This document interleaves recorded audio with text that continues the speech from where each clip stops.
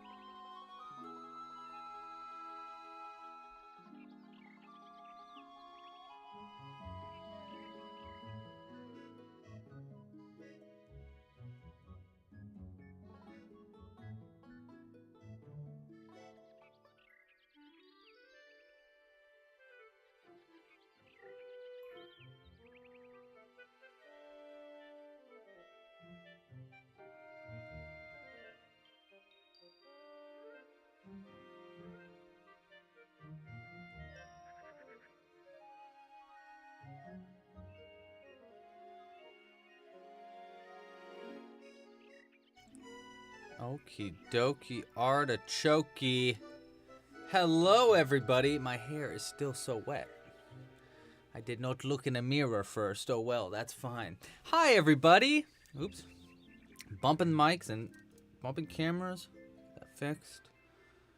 Alright. Hey guys, it's Louie. So today we're gonna be crocheting a Brontosaurus.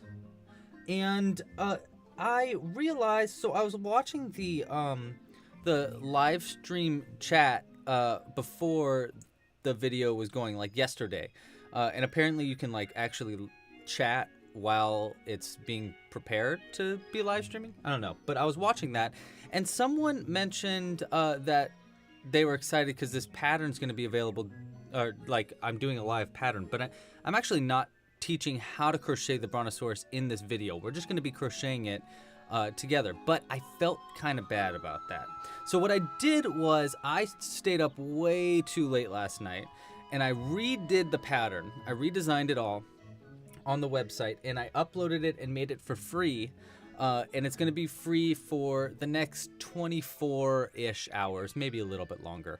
You can find it just by going to here, clubcrochet.com/Bronto. There's no PDF for it right now. I'm actually going to be testing out the PDF that I wrote last night during this video. So I'm testing it out before I put it on the site so people can get. So it'll be available for 1 day for free. After that, it'll be available for memberships only. So yeah, let me talk about how you can help support the channel and all that other stuff, and then we can get rocking and rolling. Okay, so if you like this, what's going on here, and you'd like to support the channel, there's a few ways you can do that. The first way is that you can become a Club Crochet member, and that's definitely the coolest way to do it. Memberships are a way that you can. Wait, let me try to do this again. You can become a Club Crochet member, and for members, members get early access to future patterns. For example, this month we're going to be crocheting more dinosaurs as you guys voted for it.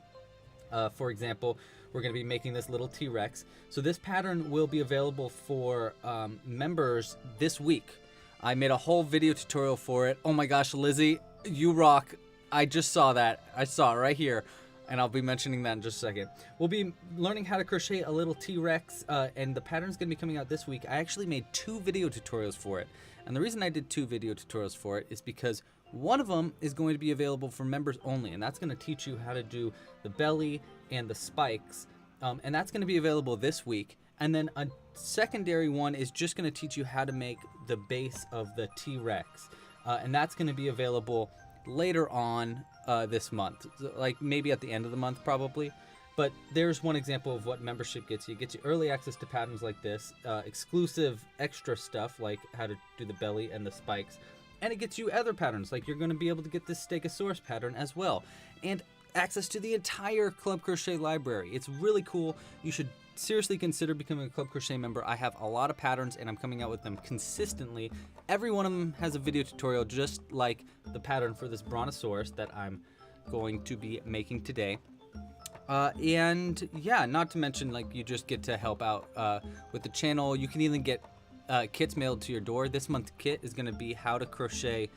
You're going to get all the materials for crocheting a T-Rex, a Triceratops, and a Stegosaurus. So that's going to be this month's pattern or kit. So if you sign up for kits for a pro membership before, I guess, the end of this week, before the next live stream on Sunday, you'll be able to get the kit mailed to your door. And you get a free trial for membership, and you get a cheaper trial for pro membership if you'd like to try that out this month as well. Okay, so that's the first way. The second way you can help support is what Lizzie did, which is super cool. You rock so much, Lizzie. So there's this thing called Super Chats.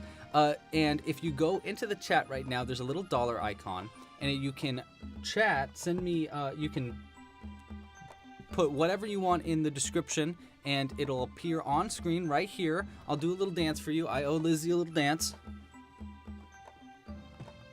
That's a weird dance. And yeah, so that is another way you can support. And then the last way is you can get merch. There's a bunch of merch available right now. You can find it right below the video, but I'm adding a bunch more into the shop. And one of the things that I meant to finish this week, but I wasn't able to get it up in time, is I've got a bunch of stickers available that I have. I've got a bunch of them. I got like this professional hooker one. I got the sticker stitched one. These are all going to be available. I'll try to do it this week. Try to get into the shop. This is a brand new one. Anyone can be a hooker. My friend drew that one. I'm really happy with that. And then there's also a pink professional hooker one that I don't have around me, but those are going to be available as well for purchase. Okay, so that's how you can support the channel.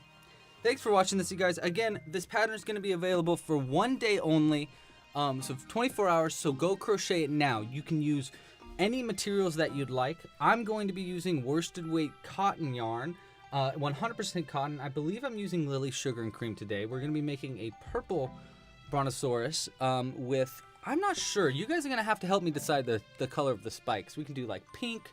We could do, I thought this orange might be kind of fun, but I could do any color that we want. So I'm going to need your guys' help deciding that later on.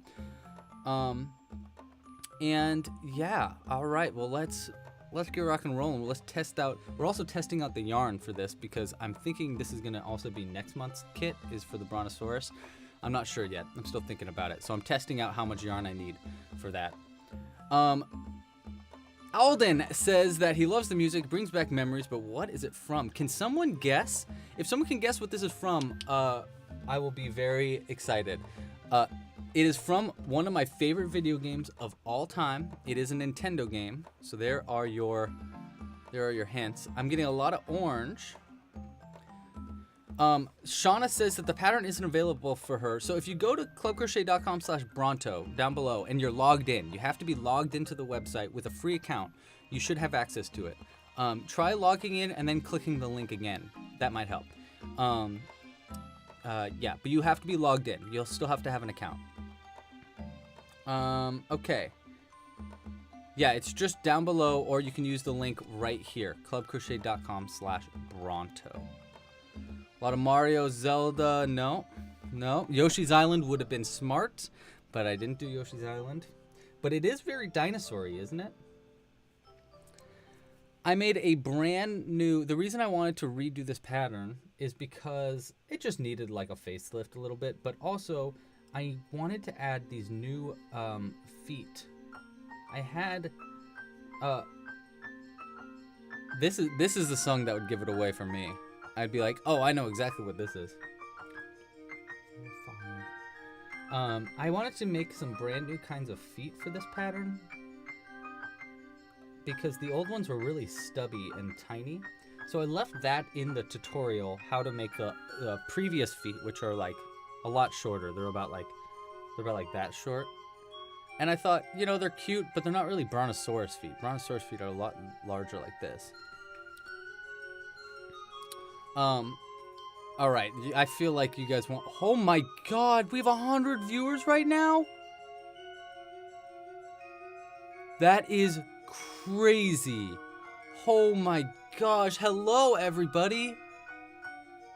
Wow, that is nuts. Kirby, nope, it's not Kirby. I'll give you a hint. It has, it features a lot of small, colorful creatures.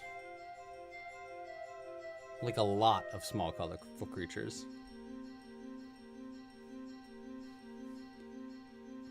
Yeah, so I wanted to redo these feet, so that's why I redid the pattern. And the spine is all different. We're going to be messing around with different ways to make the spine in this video, actually. I'm going to try. 1, 2, 3, 4, 5, 6, 7, 8. Let's follow along in the pattern so I know we can get through. Okay, yep. So I'm sure that I'm actually testing out the pattern, making sure it's all correct. If you're reading along on the pattern and you find any mistakes, please email me at louis@clubcrochet.com. I'd love to. Hey, Katie, ding ding ding. Katie got it in the chat. I'd love to get feedback if you have a problem, any problems with the pattern. If you see any mistakes or you have anything that you think would improve the pattern, just email me, louis@clubcrochet.com. So boom, yeah, they got it. It's Pikmin. It is Pikmin. Yeah, I love Pikmin. I think it's one of my favorite games of all time. I love Pikmin so much. I just played Pikmin 3 last month again. I forget how it's an incredible game, but gosh, it's so short. I beat it in like no time. It's like the only thing my Wii U is good for is Pikmin. Pikmin and Nintendo World, or whatever that game was called. Alright, so let's continue on these feetsies. I really, really like the purple Pikmin. They're my favorite. If you don't know what Pikmin is, it's a game from Nintendo. It's like a real-time strategy game where you control all these little creatures. They're kind of like ants, and you have them do your bidding. You go around, you destroy structures and defeat little enemy creatures and collect different items so that you can get more Pikmin, or you can collect things like fruit, which will give you essentially like points in the game. It's really, really fun. It's not out for the Nintendo Switch yet, but I'm fingers crossed they make a new Pikmin for the Nintendo Switch, or a remaster of the old one. The first game is like one of the best games ever. Thank you, Melbell. By the way, Melbell is in the chat. She is a moderator, so if you have any questions and I'm not able to read the chat, either if someone has a question in the chat and you know the answer to it, answer it. If you don't know the answer, don't answer it. But if you do have the answer for it, answer it. And Melbell should be able to post links. So if you have any questions, like you want to join the Facebook group, you want to check out the Stitch subreddit, things like that. I'm giving you a lot of work right now, Mel. Sorry. But she rocks socks. All the socks are all rocked because of Melbell. She's a big Animal Crossing player. I saw you playing last night, and I was jealous. Okay, let's see. Single crochet. Okay, cool. We're rock and rolling. We're cruising. Uh-oh. We're having problems accessing the pattern.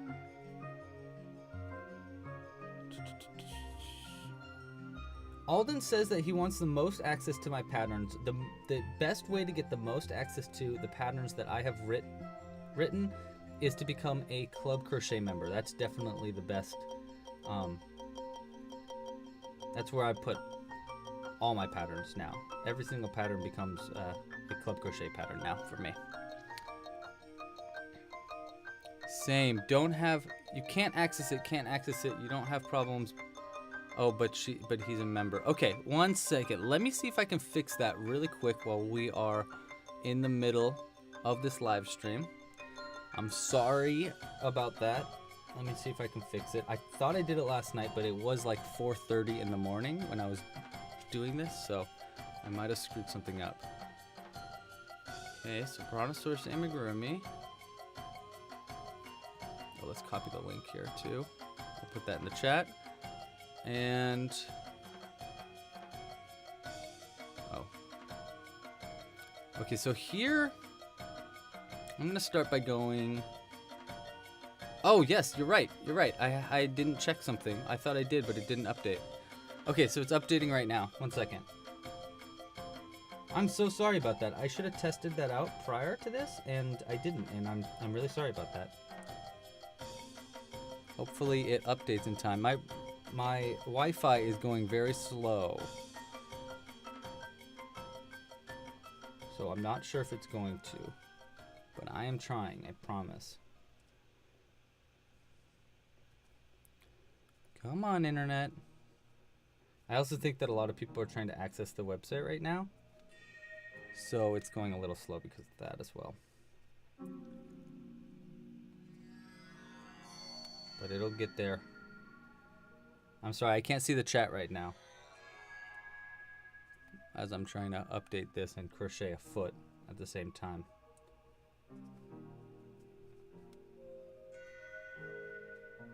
I also gotta loosen up my crochet. Okay, it is being frustrating with me. Let's try it again.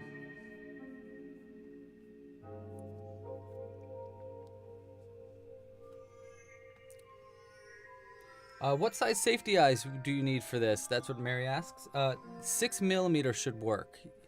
Yeah, D&D Maps covered that. Yeah, 6mm should work for the eye size. Okay, let's try this again. Did it update? No, it didn't. Okay. I don't know why. It's been having a problem updating patterns recently.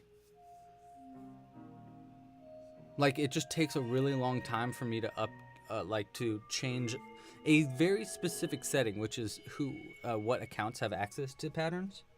It's been having a really difficult time with that for some reason, and I don't know why. So I'm really sorry about that. I'm working on it though. Okay, so let's finish up this leg as I tried to do 4 things at one time and not freak out and not have without having all of my morning coffee too. So, you know, things are going great.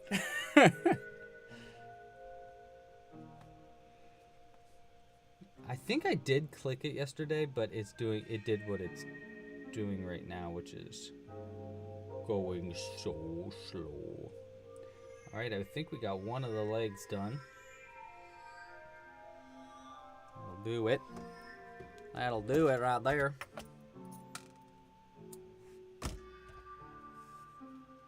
Okay.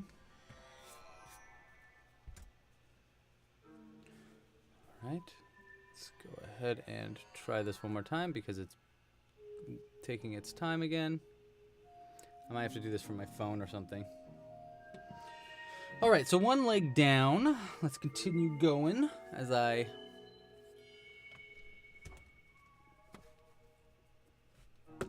All right, this is not gonna work. All right, let's see if I can do this on my phone. I'm really sorry about this, guys. I am trying to fix it, I swears. I swears. Technical difficulties. This is what's gonna be tough, though. I don't like doing this from my phone if I can avoid it.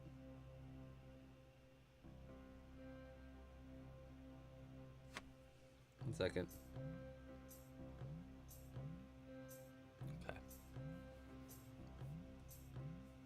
Okay. Okay. Let's change something subtle. Like put a period there. And then try to click basic account. And then click update. Okay. Well, let's hope that works. While that's loading, let's get started on the next leg. Using these magic loops here, and I'm gonna crochet this leg a lot easier, looser, because that has been a problem for me, is that I've been crocheting way too tightly recently.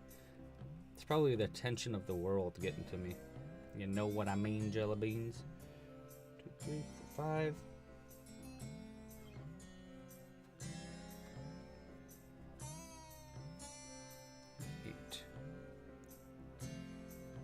Okay, it's not loading.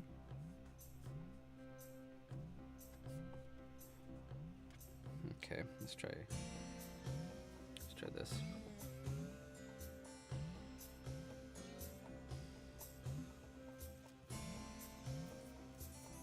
Okay. All right, what size hook am I using? I'm using a size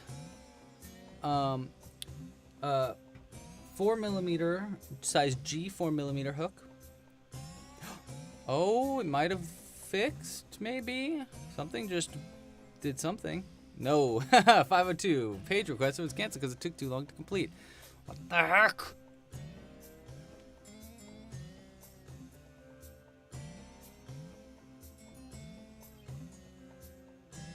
Let's try that.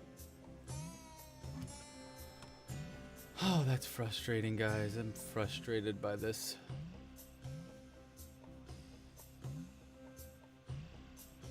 I might just have to disconnect it from a pattern. I think that's what I can do, actually. Let's try that. Okay, I got a plan. I got a plan, people. I got a plan. And then I can fix it after the live stream. That is, if my computer wants to speed up. Yeah, I know. Okay, I'm trying to fix it right now, Evelyn. All right, let's keep going on these here feet. What are you guys making? Are you guys all trying to make a Brontosaurus? Anybody making a little Triceratops?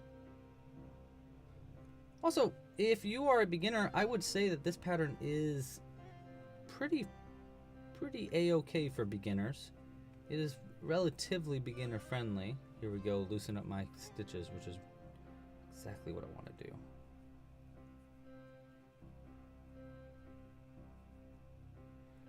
Oh, Evelyn says that she wants to make this for her dad for Father's Day. That's really cute. Hola, Kimmy. That reminds me, next week we are going to be doing a Father's Day live stream. Unfortunately, I don't know if my dad's going to be able to join, but I can't be with my dad on Father's Day. He is in Southern California, and I'm in Northern California. So, yeah, we can't hang out really, but we're going to be doing a live stream. Oh, I think it might have fixed it. Maybe. Okay, try it now. Try. Yes, I think it fixed. Okay, so try it now if you are if you would like to get the pattern. Try to access it now and let me know if it works. And let's get back to focusing on the pattern. Okay, I think I fixed it though. I really do. I really hope I did. Brazil! Hello from Brazil. Okay, and I'm really sorry about that. If you're watching this and you're seeing, you're like, oh my gosh, what, this guy needs to get his stuff together. Trust me, I know. Trust me, I agree.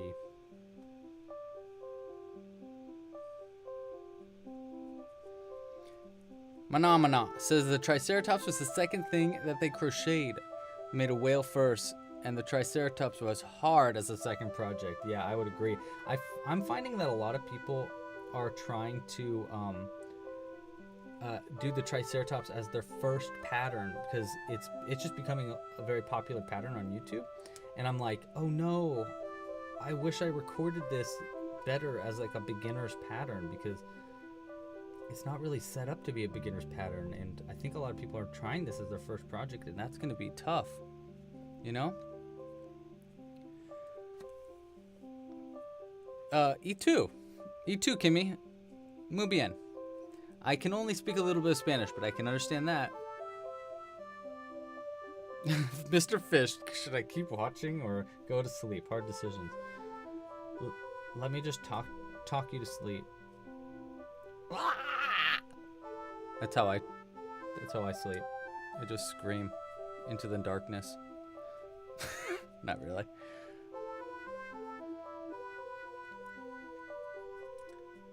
All right.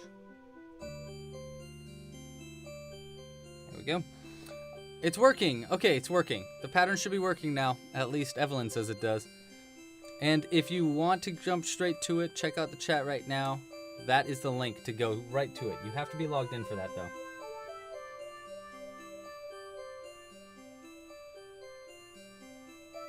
I'm sorry I did not get that working sooner. I tried, I swear. I swear to glob, I tried.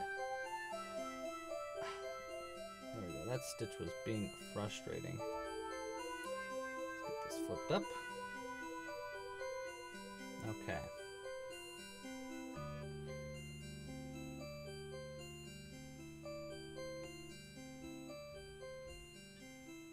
So how's your guys' week been? It's been kind of a long week for me.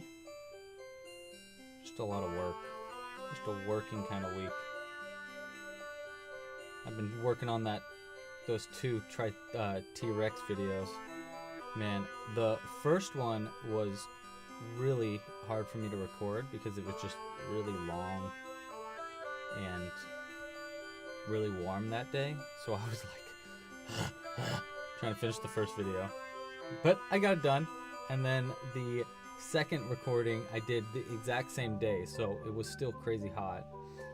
But because I did the first one, I was a little bit more loosey-goosey for the second one. So I was pretty proud of I'm pretty proud of both of them, to be honest. Of the T-Rex pattern. I think it's really good. Alright, adding some little feetsies here.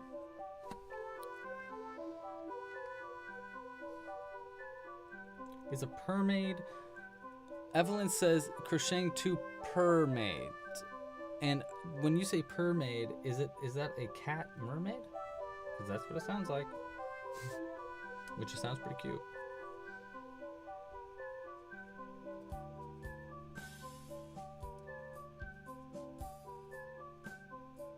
Ooh. Someone brought up a good dinosaur to suggestion on the Triceratops video. I believe it was last week. Someone suggested me to make an Ankylosaurus, and if you don't know what an Ankylosaurus is, it kind of looks like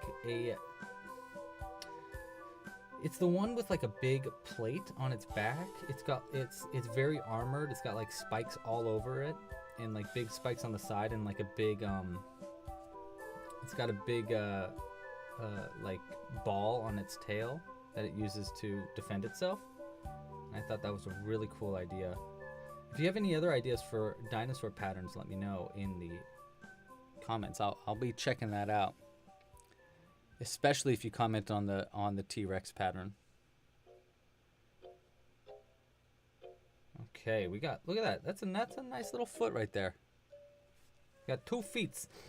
2 feet. All done, zo. A Spinosaurus. I am working on a Spinosaurus. I did not bring it in here.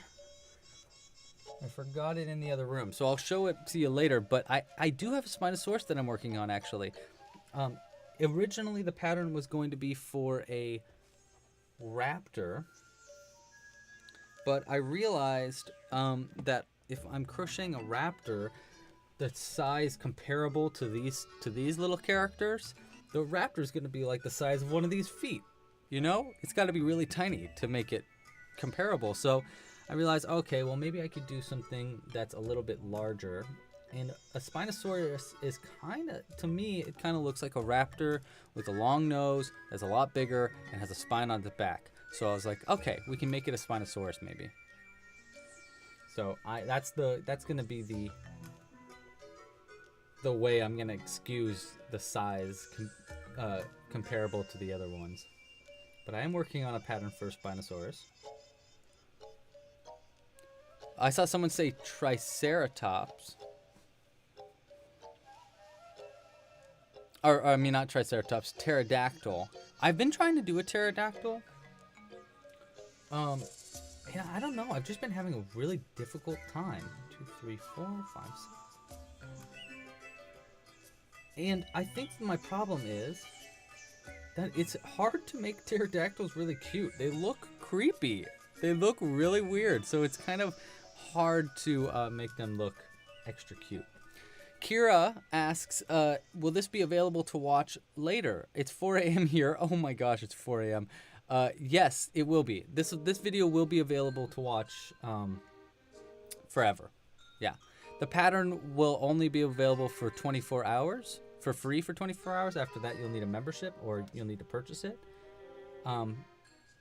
But this video will be available. So if you'd like to follow, like to crochet along together. And I'm sorry I'm crocheting so late for you. I don't know where. It could be 4 a.m. Where is it? 4 a.m.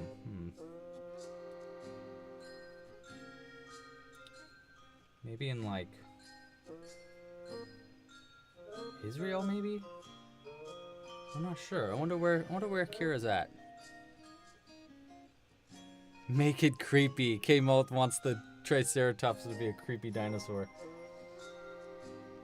I should add a little bit more creep into my amigurumi art sometimes. Depends on what the pattern I'm making. But I would agree. I think there needs to be a little bit. I need to get a little creepy in here, especially with like I want to get that like what's his name? That Tim Burton kind of like. I don't know. There's something about his art style. It's so creepy, but so like relatable, connect. It's just really cool. What it is. All right.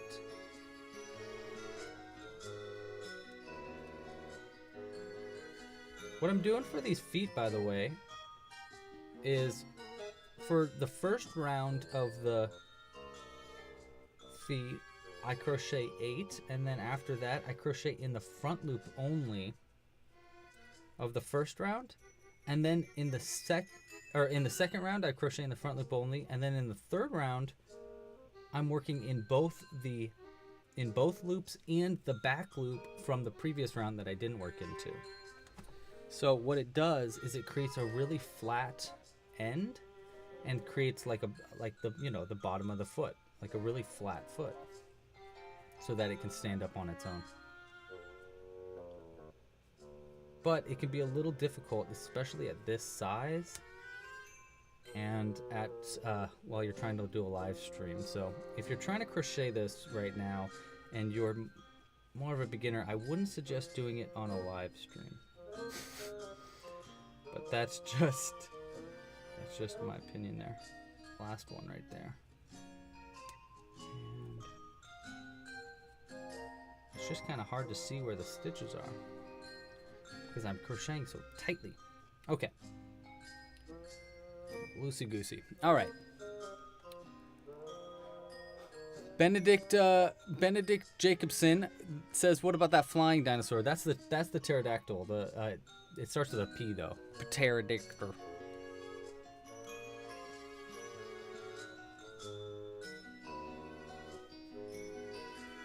Yeah, I think I need to add a swimming dinosaur and a flying dinosaur eventually.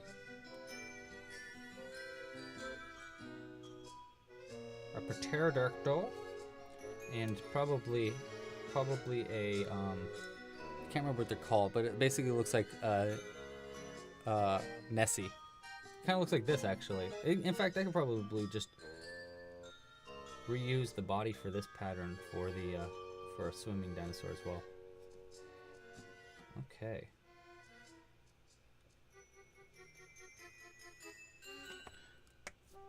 Get those thumbs cracked.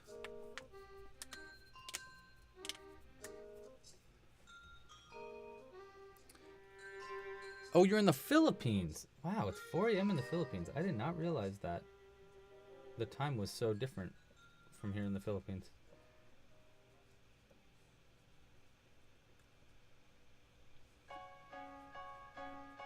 Oh, yeah.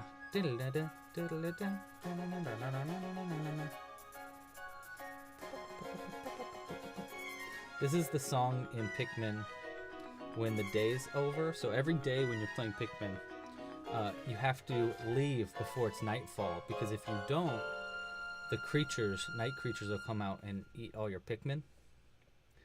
So you have to leave and go into space with the Pikmin every single night. So you only have like a 24-hour. I mean, it's not really 24 hours. It's only probably about 30 minutes per level.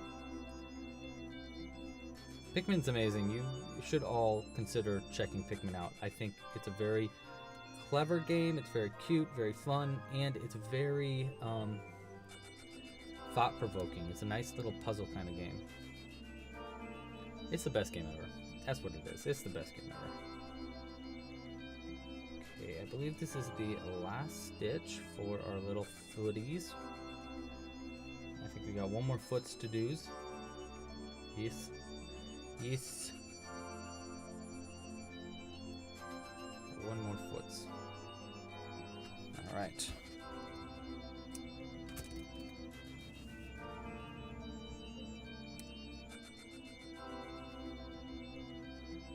Yes, Kimmy, I'm making that. I'm making that. But in purple and maybe orange. I think a lot of people were saying orange for the fin, but some people were saying pink, and then I think someone else said green. Maybe I'm mistaken about that. And really, I can do any color for the fin. So if you have a good idea, good suggestions, let me know.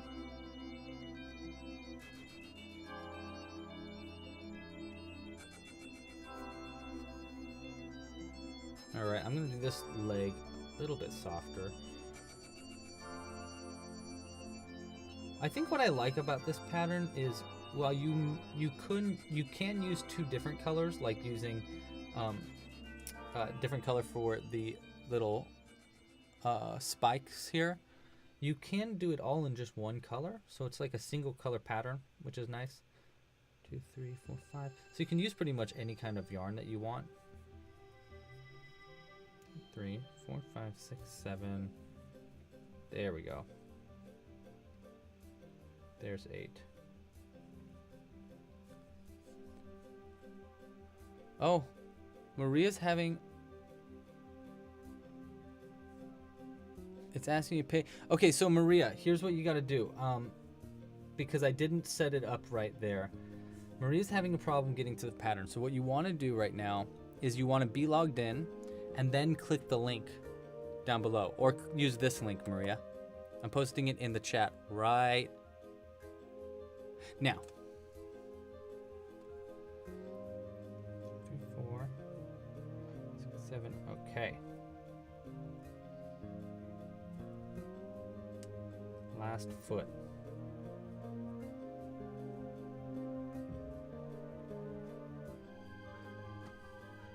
Or if you scroll down on that pattern, you can find the link at the very bottom of the course, where it says, like, yeah, you'll get it.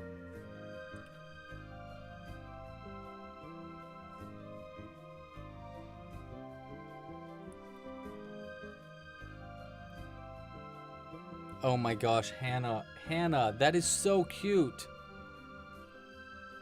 Okay, so Hannah says, for people, for anybody that's watching the video after the live stream, or people that aren't checking out the chat, Hannah says that, she says, thanks so much for posting this. Her significant other and them love drawing dinosaurs, so this is just perfect. I've already made a Triceratops to represent me, and now I have to make a Bronto for him. That is so cute. I love that, Hannah. Also, your name is a palindrome, and that's really cool.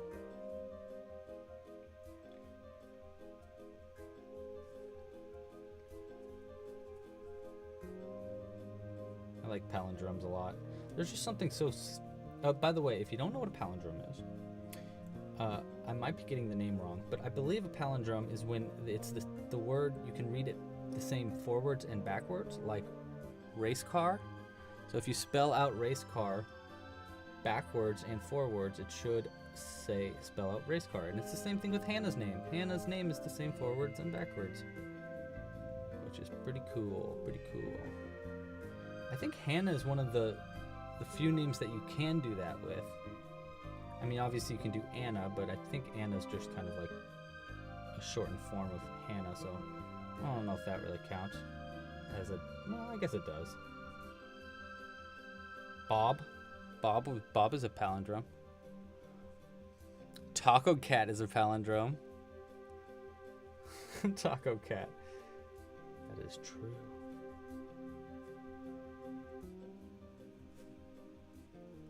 Palindromes are cool. Alright, so we got this leg almost done.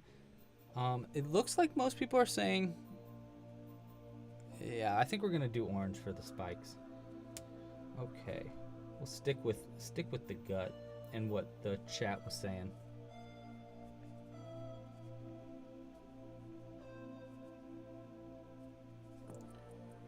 Did you know that Brontosaurus, Brontos, whatever. I got some facts about Brontosaurus to tell you. So, I guess I'll start with Brontosaurus are also called Apatosaurus, and I'll get to the how the Brontosaurus was named in just a little bit, which is it's a crazy story. It's called I think the story is something about like the headless Brontosaurus or the dinosaur wars or something like that. It's a very crazy story about how the Brontosaurus was found and named. But before we get to that, Brontosaurus is also called an Apatosaurus, and an Apatosaurus is very, very large. It was, as far as we know, the largest land animal that ever was on the earth. It is huge. 75, I believe 75 feet long. And I put it in the email for this live stream. It was nearly, at their largest, they were nearly 50,000 pounds.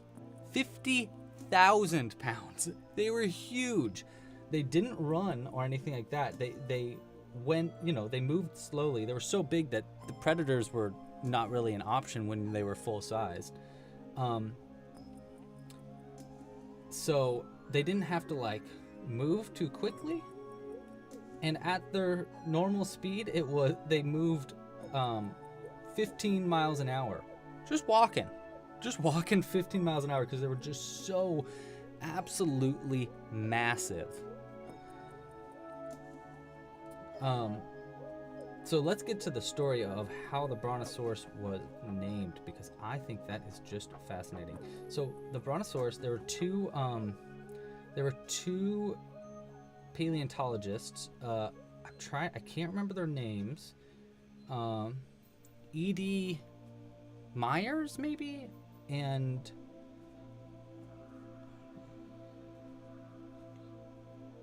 so I can't remember what their names are, but there were these two paleontologists that were in competition with each other to find the next dinosaur. They wanted to be the first ones to find the next dinosaur.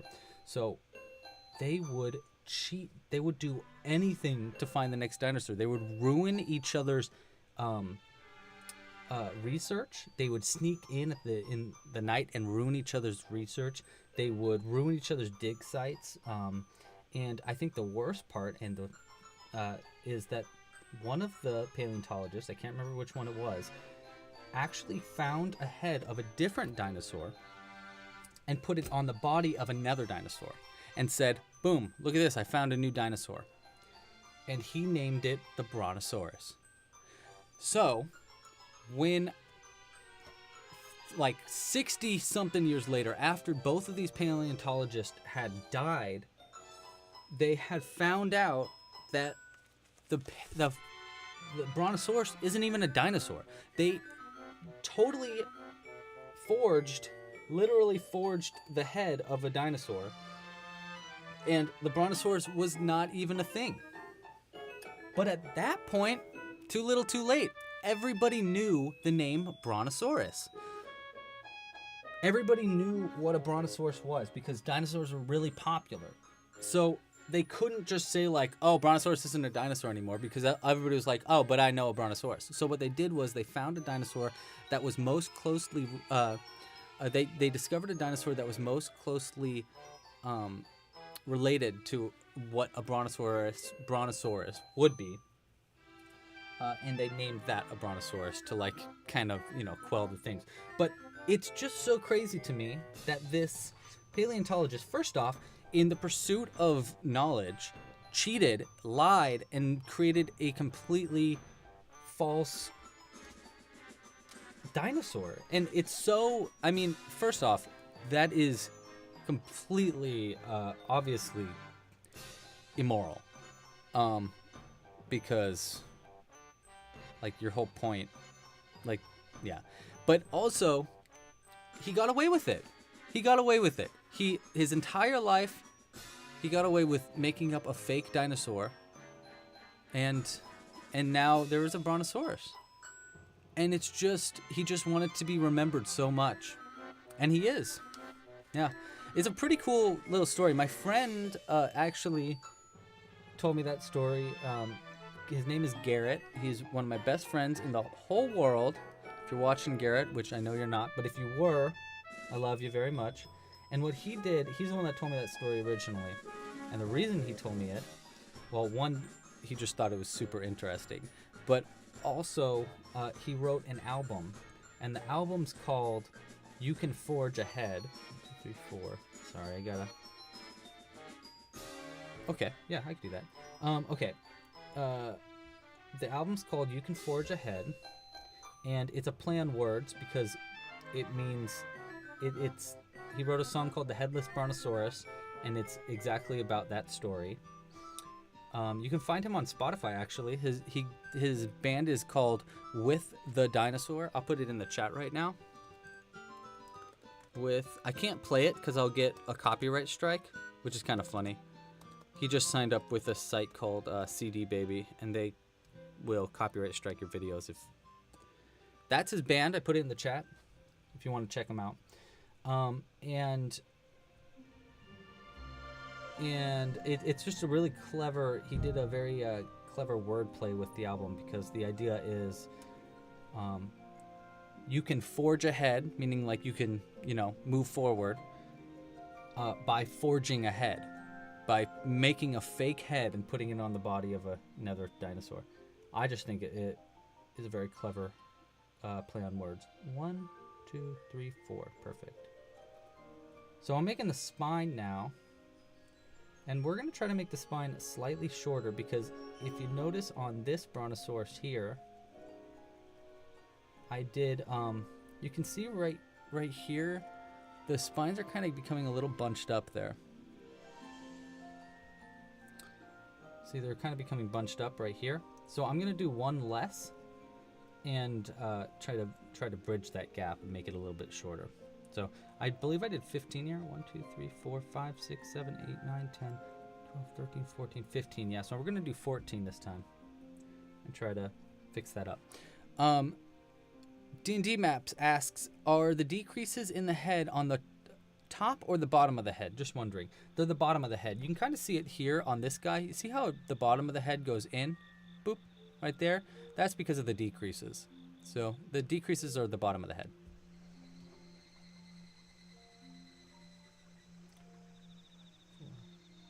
Is this music not perfect for this video or what?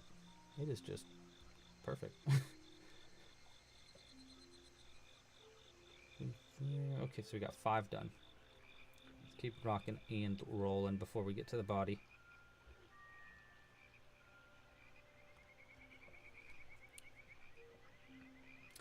Yeah, dinosaurs are crazy. Charlotte says that dinosaurs are really crazy. She finds it hard to imagine that they actually existed, and I totally agree. It's insane to think that not only did a creature exist on this world that was so massive, and they were everywhere, but also that they were on the planet for so long. That is something that I don't think we nearly appreciate. The amount of times that dinosaurs ruled the world, if you were looking at the planet from outside and you could observe it, all life on the planet at once, you would say that this planet is, you would either say that it's, oh yeah, you know, that planet of bacteria, because there was mostly bacteria originally, or you'd be saying, oh yeah, the dinosaur planet, because dinosaurs survived on this planet for so long. They just dominated the planet. And it's just it's crazy to think how humans have been on the planet for such a much smaller amount of time, and we've done, like, I don't know, I feel like we always think that we've been here a lot longer than we have, but we really haven't. We haven't been here that long. 3, 4, 5, 6, 7, 8, 9. Cool. 5 more.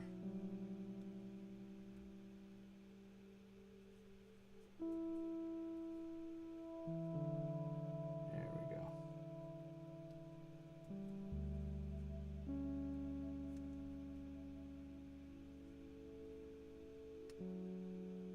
Also, Charlotte, your name is one of my favorite names ever. I love the name Charlotte. When I was in high school, I won't tell the story. I really like the name Charlotte a lot. I would like to name my daughter Charlotte one day. That is, if Jules will be okay with naming her kid Charlotte. 1, 2, 3, 4, 5, 6, 7. I just really like that name. I like that you can have so many little nicknames as well. Kong Fei Sin said, I thought this would be some silent crocheting, and I come and get this wonderful surprise. Yeah, I figured, well, 2 things. One, I don't like crocheting just in silence. I just get really bored. But also, if you want it to be silent, you can just mute me.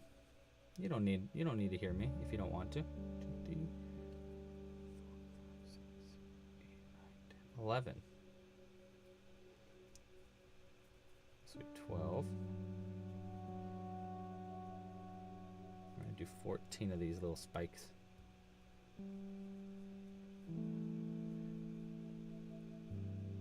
One.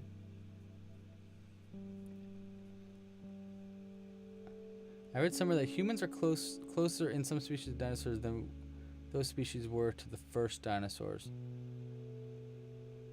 Yeah, I don't understand that fully, but I do know that we are closer to, or something like we are a similar time span from us to ancient Egypt than ancient Egypt to mammoths, which I think is crazy. Like mammoths, we think of mammoths as like an ancient creature, and it's like that's obviously a long time ago, but it's not that long ago.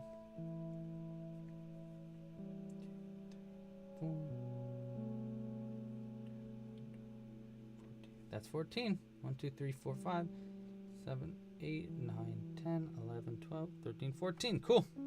We got our spines. Oh my gosh. Melbell, you're a year behind on that blanket. Melbell's been making... Is it the temperature blanket? The calendar one? She's been making a blanket for a year, and she's a year behind. That's so funny. Okay.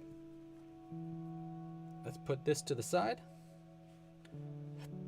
And right there. And let's get working on the body.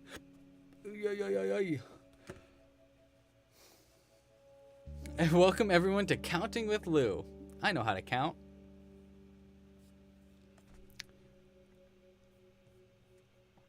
I'm shocked that there are so many people still watching this live stream. You guys are incredible. I can't believe that this many people want to watch me crochet, and it's just really very cool, and I really appreciate that.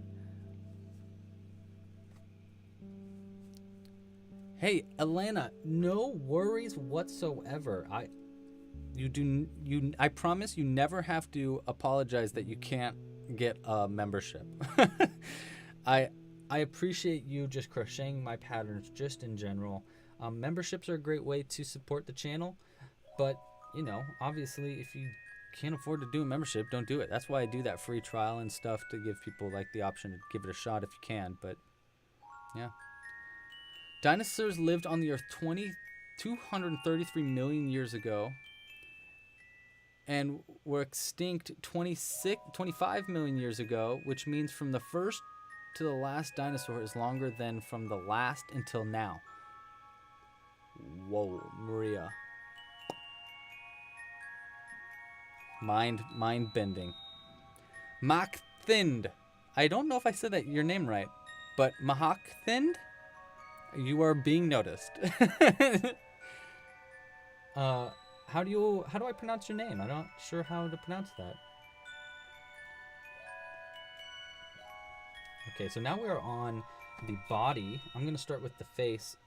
What you do for this pattern is you start with the face and then you work your way all the way down to the tail, like that. And there's just decreases and increases all around there to make it the shape you want it to be.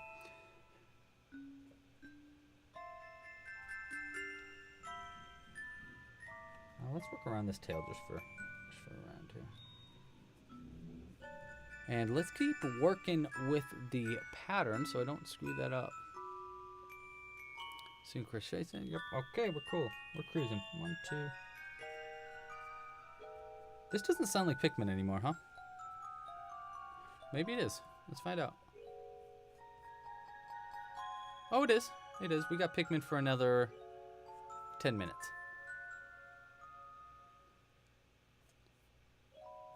Let's find Pikmin 3 music, though, after this.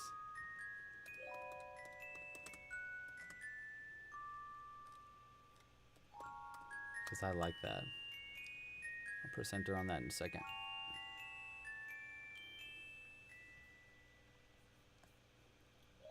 There we go.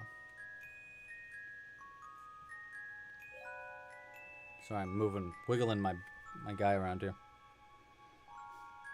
Optical twins. Is the head a separate piece? No, the head and the body are actually made in the same piece. I'm starting with the head now, and you'll see that it just kind of turns into the body. You make the head, and then you make the neck, and then we'll make the body. All in one piece. Pretty cool, pretty cool. I like to do that if I can, because I don't really like sewing pieces together. That's something that if you've been following me for a little while, you'll notice that I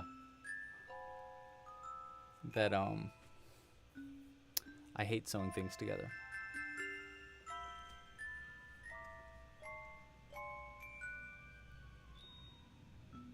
All right. I think we are up to 12 now. Yes, okay. We're doing great. We're doing great here. I need to send these dinosaurs. I think I'm going to send these to my friend Andy. A little pack of 4 of these dinosaurs. He's got 2 kids. And I owe them gifts. Especially for their newest one. Her name is Emerald. She's very cute. And I never got her like a baby gift. I totally forgot to do a baby gift. So I think these 4 dinos are like a pretty cute way to do that. Cute gift to send. So I'm gonna send them these dinos.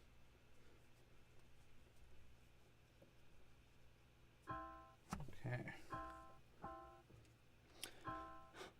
Amelia Amelia. I think it's Amelia. I don't really know how to pronounce your name there, but hello. She asks, how long have I crocheted for? I have crocheted since high school. I believe I've been crocheting for a dozen years, maybe a little bit longer. More than a decade for sure. And I got hooked pretty early on. I've been crocheting, I would say I've been crocheting every single day for about a decade. Yeah, I just can't put down, unless I forget my yarn or something. I'm sure there's days where I don't crochet, but it's more often that I am going to be crocheting in a day than not. Kyra asks, what size eyes do I use? Sorry she missed the start. That's all good. The size eyes that I'm going to be using in this video are 6mm. They're the ones that you'll see on this guy in the background here. You can use larger eyes if you'd like, and I actually have a video about 5 creative ways to customize your safety eyes, and I kind of suggest checking that video out when you're making this pattern. And the reason is because you can do some like really cool looking eyes by just using like some felt. You can do the white around the outside of the eyes. You could add eyelids, stuff like that. You can add a lot more character with safety bead eyes. Let me show you the white around the outside of the eye with one of next month's patterns, which will be kind of cute. Kind of a cool way to give you a little sneak peek on what's going to be coming out next month. Let's finish this round. I believe I skipped a stitch somewhere. I did. I skipped a stitch down there, which is a bummer. We're going to have to go back. That's okay. It happens. All right, let's do that again. Get that crochet turned into ramen for a second there. Yeah, so this is a good example of what you can do with the eyes if you want. This is going to be one of next month's pattern. This is actually a pattern from Sir Pearl Gray. He's another amigurumi artist, and we've done a few patterns together, and I reached out to him. He does some really cool amigurumi Animal Crossing patterns, so I reached out to him to see if he'd do some patterns for the site. So he did this little Gulliver. We're also doing a bell bag. So those are some of next month's patterns. We'll talk about it more later. But this is a cool way that you can customize your safety eyes by just doing a little white circle of felt. You just poke a hole in the felt. You might need to cut a little bit bigger of the hole, and then you put the safety bead into that hole and then into the body, and it creates a cool little white around the outside of the eye. So that pattern's coming out soonish.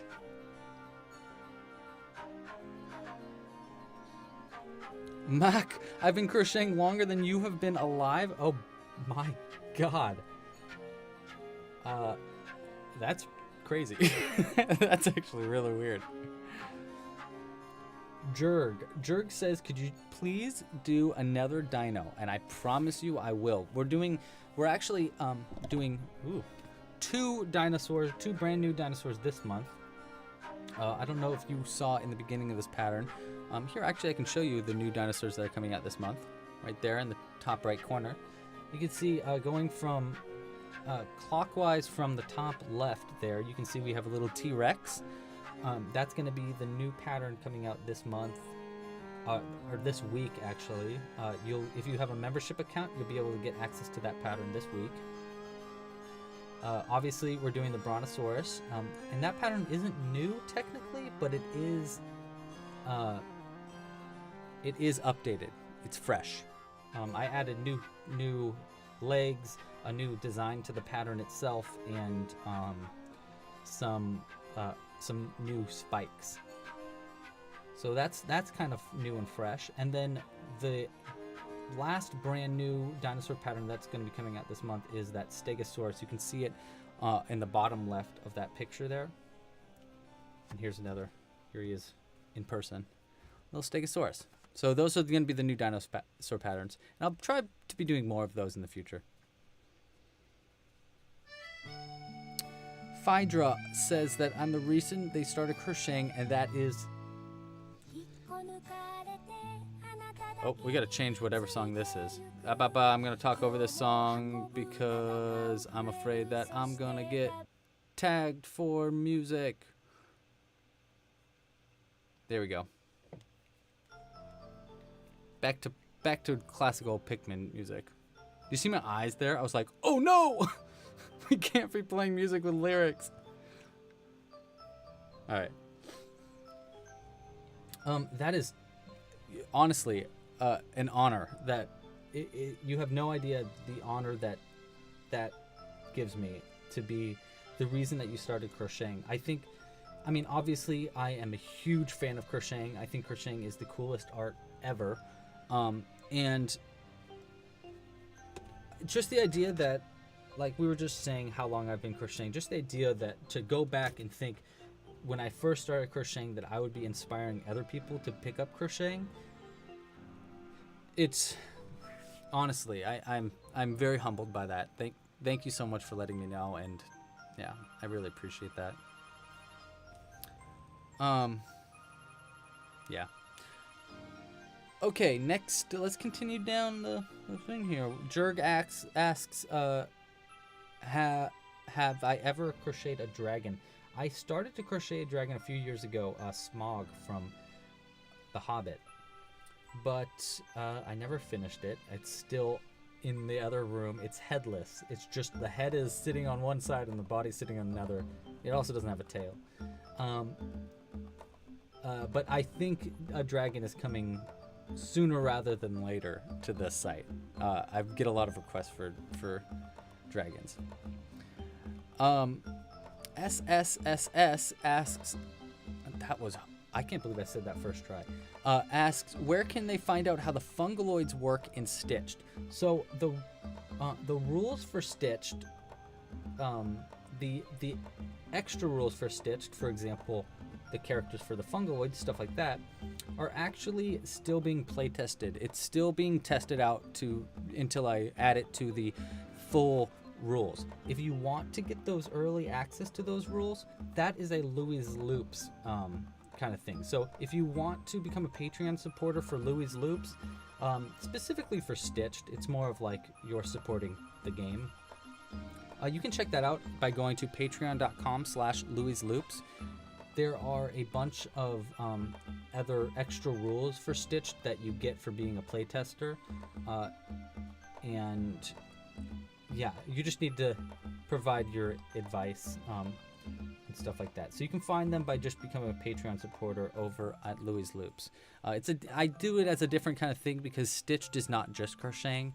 I'm trying to like make it so Stitched is more of a game that you can make with anything. You can do it with crocheting or with clay or stuff like that. I still got to work on those other options, but yeah, it's going to be a little bit less of a... It's not really... Club Crochet is for learning how to crochet, not for playing Stitched specifically, although obviously I suggest you check out Stitched if you haven't. Thank you, Melbell. Thank you. You are on it. Someone asked how my girlfriend's doing. So my girlfriend Jules is in the other room right now. She's doing great. Right now she is working on a couple of brand new patterns. So she is a knitwear designer. You can find her at Jules Knits or Knit by Jules. That's what it is. At Knit by Jules on Instagram. She's also on Ravelry. And she is designing a brand new shirt right now. Knit shirt. And then she's also designing a new cowl. Gosh, she's designing a bunch of stuff. She is a very, very impressive knitwear designer. If you're a knitter, you should check it out. Check her out. She is very, very talented. So I think she's watching a show on Netflix called Alone, which I'm super into. I think it would look really cool. It's like a survival show where a bunch of people get stranded and whoever survives the longest gets $500,000, which I thought was crazy. Okay, let's add some eyes here. We got our little head done. You see it. Stranger Danger says, guess what? I crocheted today. I think this is how I say it right. And also yesterday. That is so cool. So you're fresh to crocheting? That's awesome. That's very cool. Oh my gosh. Maria, are you serious? That's so cool. She's gonna be really excited to hear that. She's gonna be so, yeah, that's really cool. She's gonna like that a lot. All right, I think I'm gonna do, I did something weird on this pattern that I kind of liked though. I did 5 rounds, I think. 1, 2, 3. I think I did 4 rounds up on one side. 5 would be right there.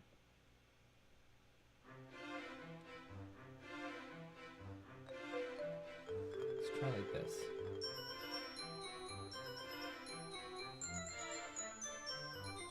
There's one eye. One eye. And on the other side.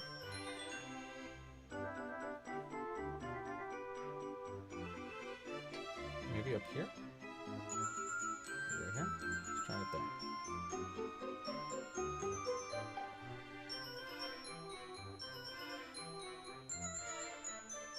Oh no, this side's too far up. We gotta move it back a little bit.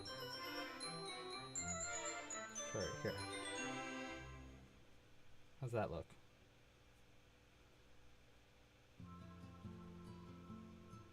That's pretty good. I think that's pretty good.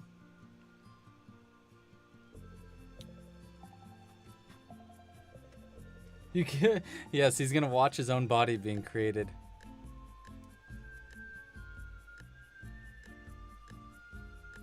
Maria was a knitter before she was a crocheter. You nitwit.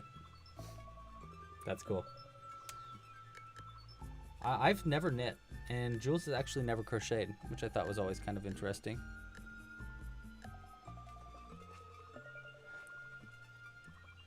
You can see my face as I try to add this eye in there. Having a difficult time making sure that it's locked in there very securely. There we go. It was locked in, I just didn't realize that it was. Elena, all good. No worries at all. Lumpy, chunky, sad looking ball. You made a lumpy, chunky, sad looking doll, Stranger Danger. That's funny. So I actually started doing a cool thing. I think I'm going to be adding it to the site pretty soon. So I'm looking around because I'm looking for it. It must be in the other room. I think I'm going to start adding this new little mini tutorials on the website. Obviously, I have a lot of ideas and things that I'm making on the site. Oh, did you hear that? Could you hear that on the live stream? That neck crack? Ooh. Oh, man, I'm crack-a-lacking. And the idea is little balls, like this. Little tiny ball characters where it's like, the whole idea is that you're learning a new technique for a face. So for this example, it'd be how to make this little kawaii face. I have another one in the other room, which is like a cyclops. Looks like a little cyclops with like a little grumpy face like this, but with one eye. So I'm thinking of doing these little tiny tutorials where I teach you how to do a different kind of face, but it's all crocheted in just a ball. So it's quick and easy to make, but easy to practice learn a new technique, practice it. I don't know. It's something that I'm considering adding to the site soon. Sooner or later. Okay, so now we are on round 9 of the body. So we'll decrease 2.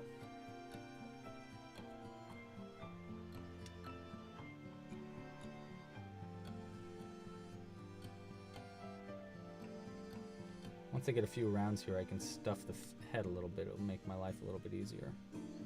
And then single crochet 2.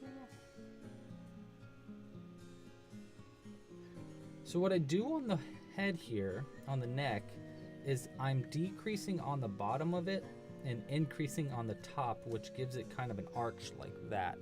It's a little, like that. It's a little amigurumi technique where you increase on the top and you decrease on the bottom and it creates a little arch.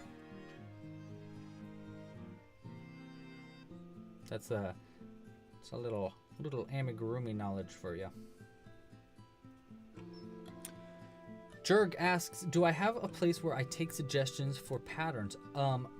I Yes, the place where I take suggestions is basically the comment section of any video, and I have a document that I've that actually Sarah, who's another moderator, has created, where you wait. Sorry, I just want to make sure I didn't mess up anything here. Okay, yeah, we're good. She's created a document for me where I add all the suggestions that people give me. So, yeah, basically just comment on this video. Maybe not in the live stream thing, but in the comments down below. A suggestion, and I'll be able to use it there. One, and then one.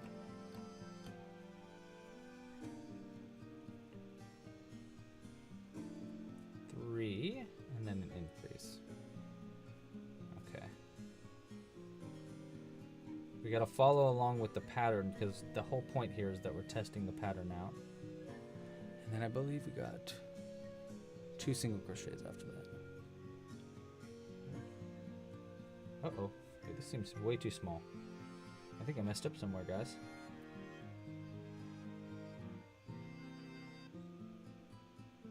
Oh, we did mess up. I don't know where.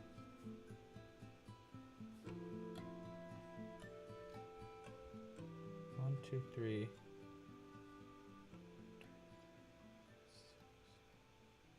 Shouldn't be 6. Did I not put the increase?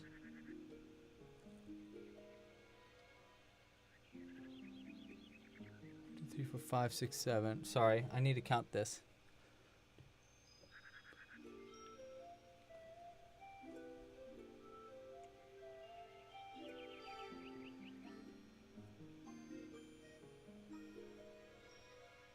Oh, yeah, there should be 2.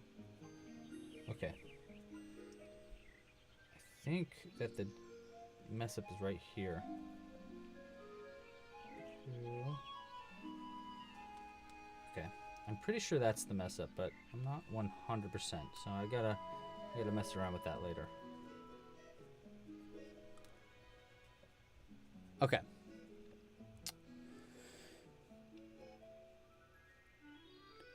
Yeah, I think you're right. That might be kind of fun, is to add a place on the website where you can just put in your suggestions. That might be pretty cool. Jerk asks, have I ever used multicolored yarn on a dino? No, but I just bought some for that exact reason. I just bought some yesterday. Finally, Joann's around here is open. So 2, 3, 4, 5, 6, 7, and 8 will be like that. Okay.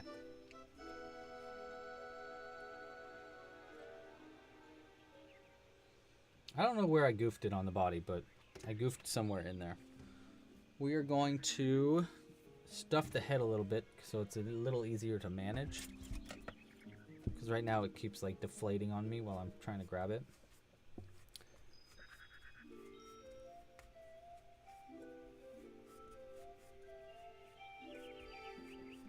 Oh my gosh, you use chopsticks to knit? That's funny.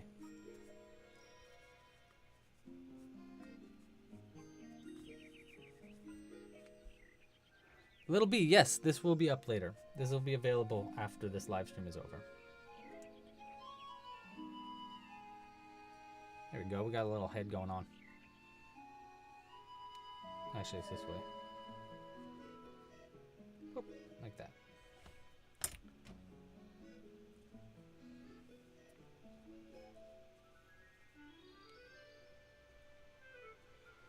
Okay. Back to this. Okay, where were we here? We got 1.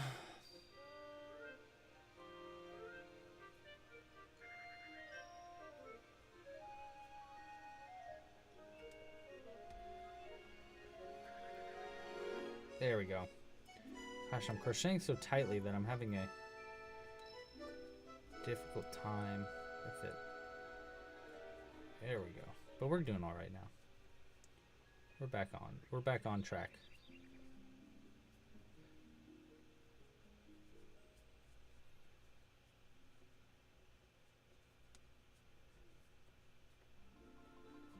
Okay.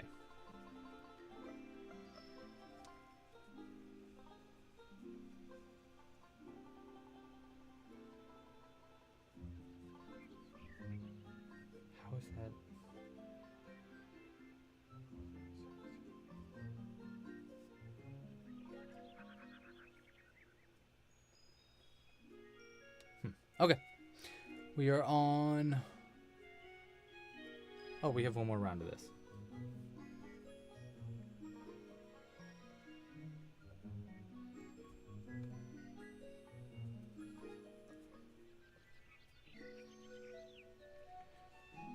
Say one.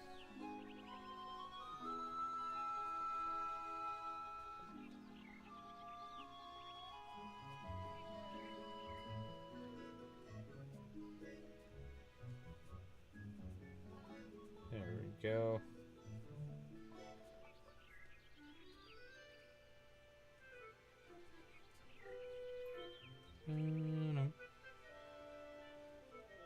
Okay. We're going to put a pipe cleaner in the neck so that we can bend it. That's what's in this guy's neck. Just let you bend it into different positions. Oh no! Melbo says that... Okay, so Chubzilla is another of the dinosaur patterns. It's just not designed by me. It's actually designed by another artist named Geeky Hooker, a friend of ours. And it is another dinosaur-themed pattern where it basically looks like a really fat Godzilla. And Melbell said that her dog chewed it up. Wah, wah. My cats play with so many of my little amigurumi characters, so I hear that. I feel it. I feel it for real it.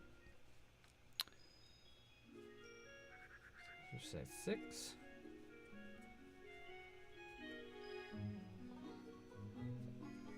Okay, and then we got single crochets into each stitch, so that's going to be nice for 3 rounds.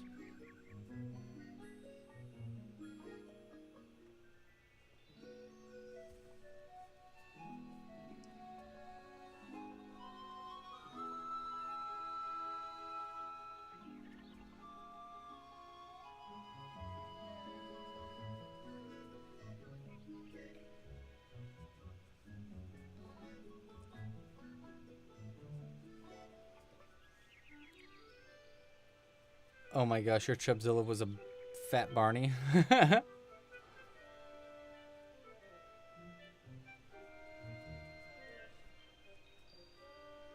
funny.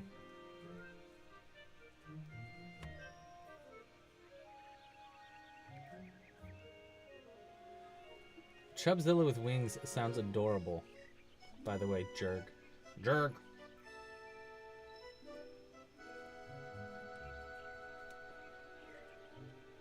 Okay, so now we're on round 2 of our 3 rounds of single crochets there.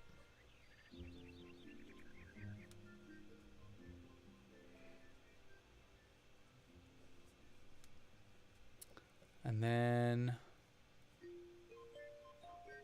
yeah, we're doing great.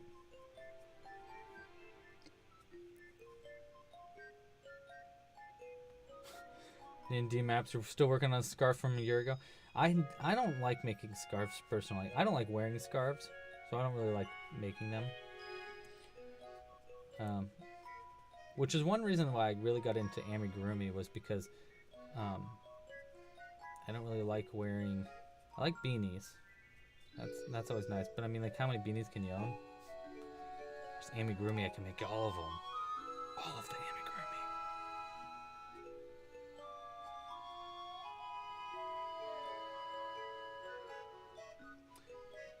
So, I was thinking last night about a weird coincidence that is in the world that I feel like we do not acknowledge enough. And Jules is going to laugh at me because she said, I said, I'm going to bring this up in the live stream. And she said, don't bring it up in the live stream. No one's going to care about that.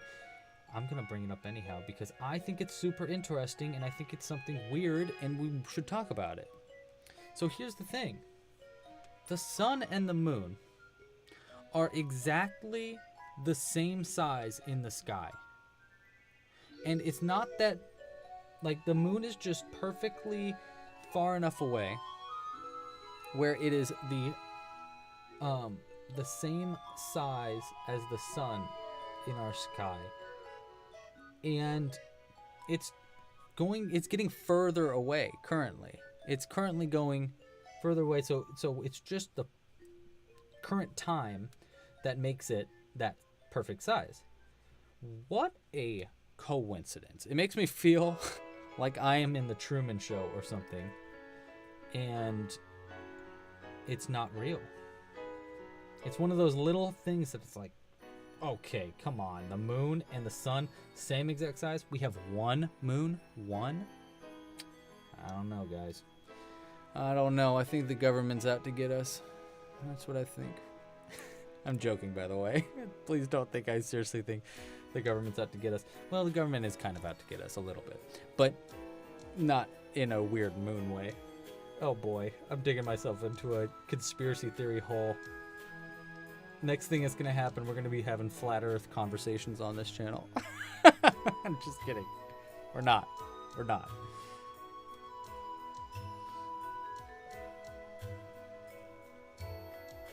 Okay, so we are on, I believe I'm on around 19. In just a second. If you're following along in the pattern, and you're like, where is that guy? Melba, this just became a really different video.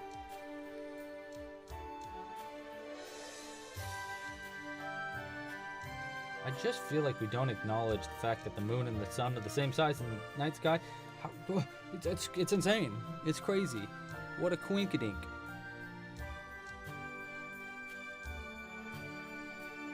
Two.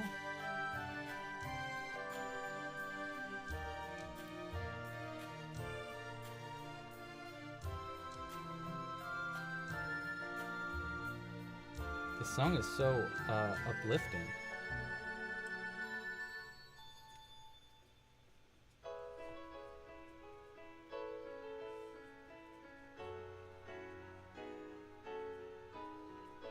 Increase.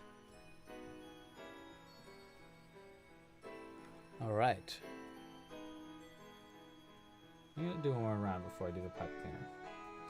And then I'll add the pipe cleaner in and you guys will see how it works.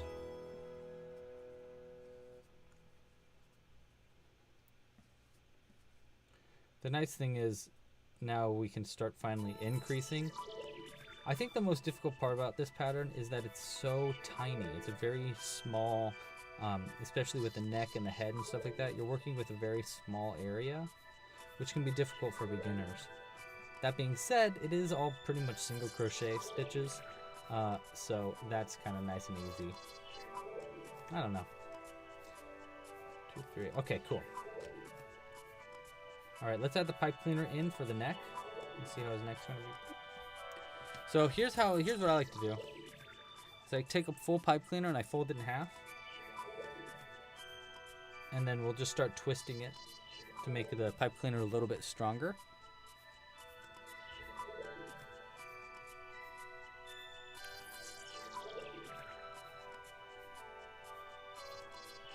Whoa, really? Maria, that's crazy. Is that true?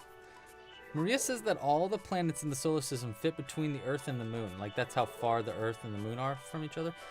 That seems crazy. Jupiter is huge. Are you sure? That seems crazy to me.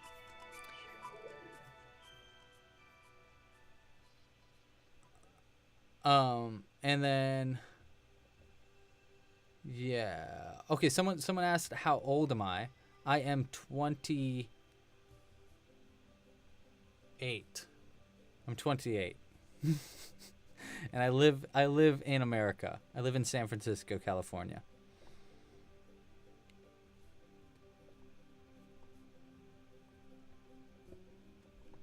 There we go. So I twisted the pipe cleaner all the way up like that, and at the very top here, I'm gonna bend these two in like that to make it a little arrow kind of. And that's gonna go into the neck and keep it locked into place. But before I put this into the neck, we want to add just a little bit more stuffing into the neck.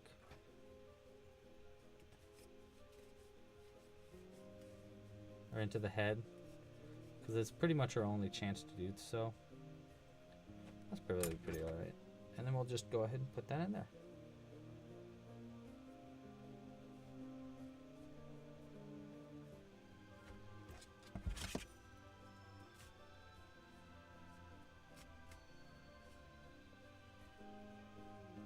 Okay. There we go. And now at the bottom here, I'm just going to twist this to make it so it can't go any further into the neck like that. And now what we should have, so you can kind of see how I twisted in there. Now we should have is a head that can bend on its own. There we go. Ba-ba-da-ba. Isn't that cool? Pretty cool. All right. Before I continue, I need a little bit of coffee. D&D Map says that it'd be cool to show a video that shows all of my amigurumi, and I think that would be cool. I think that'd be really cool, and I could like put little links at the bottom for if you want to crochet this one, that one, this one. That'd be good, pretty cool.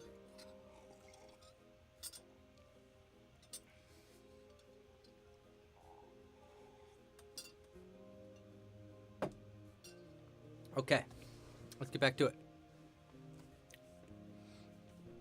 I don't think Menomenom can hear my audio, but if you can, I would like to know what movie you're talking about, because I didn't see that in the chat above. What is that orange pipe? Can I Google it? It's called a pipe cleaner. Yeah, there you go. Melbell got it covered down there. Melbell got it covered.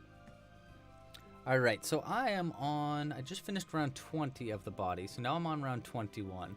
And one of the cool things about this pattern, pretty much all the patterns on the site, is that there is check marks, so I can keep track of where I'm at in the pattern. Just kind of a cool thing that I try to add into my patterns to make it a little bit easier so that you're crocheting. The movie Rampage, yeah, I heard that's not a... I've heard that's not a great movie. In a live or video. Okay, so William asks, will the T-Rex and Stegosaurus be in live or video? So every single pattern that I do on my site is has a video of its own. So it's not a live video. I mean, it is a live, like it's a video of me crocheting it, and I explain where all the stitches are and stuff. So it'd be like, you know, for this round, I'd be like, okay, so for this, we're going to single crochet 4 and then increase, you know, like a pattern tutorial. Yeah,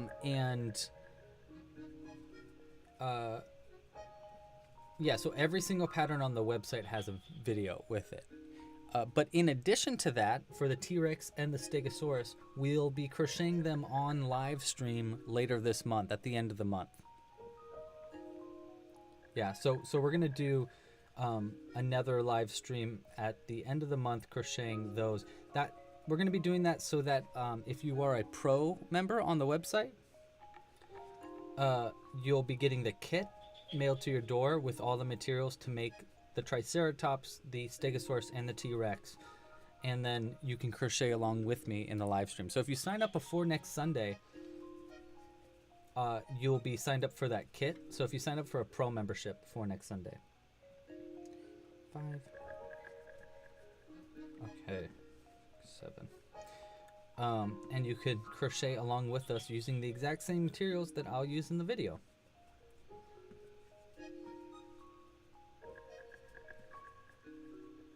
So we'll be doing a live stream for that. I'm going to try to keep doing a live stream every weekend. I might have a hard time keeping up with it eventually, but for right now I think it's pretty good. Next Sunday, I don't think I finished explaining what I was doing because it was Father's Day. So next Sunday is going to be Father's Day. And we are going to be live streaming because I won't be able to be with my dad. So instead, I'm going to be crocheting a pattern. Okay. I'm going to be crocheting a pattern that I made that is based on my dad. Because I thought that was kind of a nice, I don't know, little thing. So what we're going to be making next month is a Bigfoot Bobby. That's what it's called. Bigfoot Bobby. So my dad's name is Bobby. Robert, but Bobby. And he's really into Bigfoot. So I made a Bigfoot pattern, named it after him. And so next Sunday, we'll be crocheting Bigfoot Bobby, and I'll send it down to him. I think he already has one, but we'll send him down another one. Maybe we'll make it a little blacksmith Bobby, because he just finished making his blacksmithing, like a giant shed that's just made for blacksmithing. It's pretty cool, like really cool actually. I'm really jealous that I don't get to hang out with him and do that.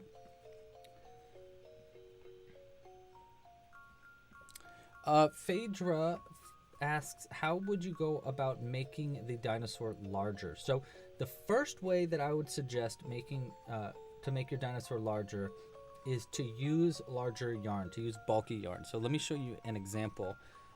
This is a goblin that's made with bulky yarn. You can see how much bigger it is. Normal goblins are about that big. So use bulky yarn will make a way bigger dinosaur. You'll need a bigger crochet hook as well. So you'll need probably a size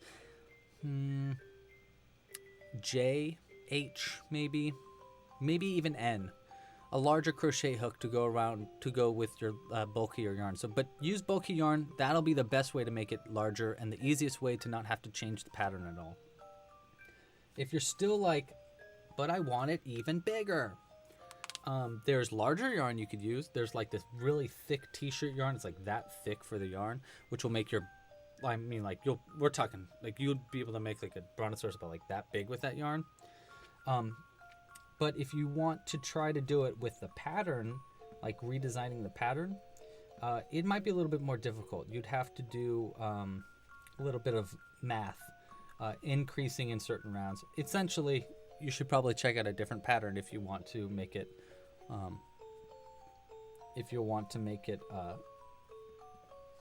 larger without using larger yarn.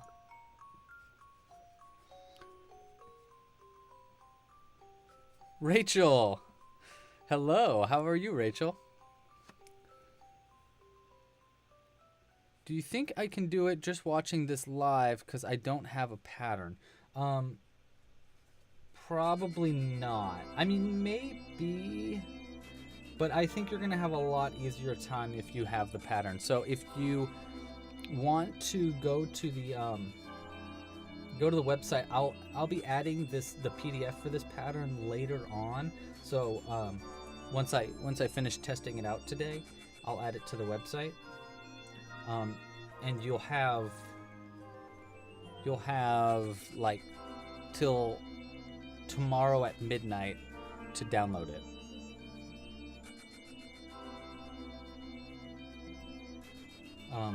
I think that'd help out a lot more.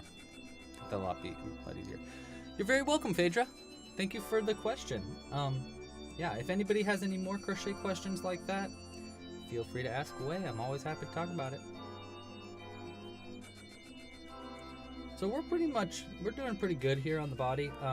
Well, I'm on a part where it's all just single crochets. It's 6 rounds of just single crochets. So I can usually pretty much fade out here and just keep on rocking and rolling. And yeah. Oh my gosh, Elena, that's crazy. Your brother's name is Bobby? My middle name is Bobby. my dad always called me Louie Bob.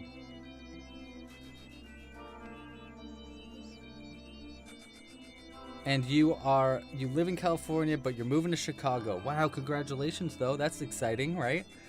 Gonna move to Chicago. Think about how many times I tell this to a lot. I told this to my friend who is moving to Portland at the end of the month.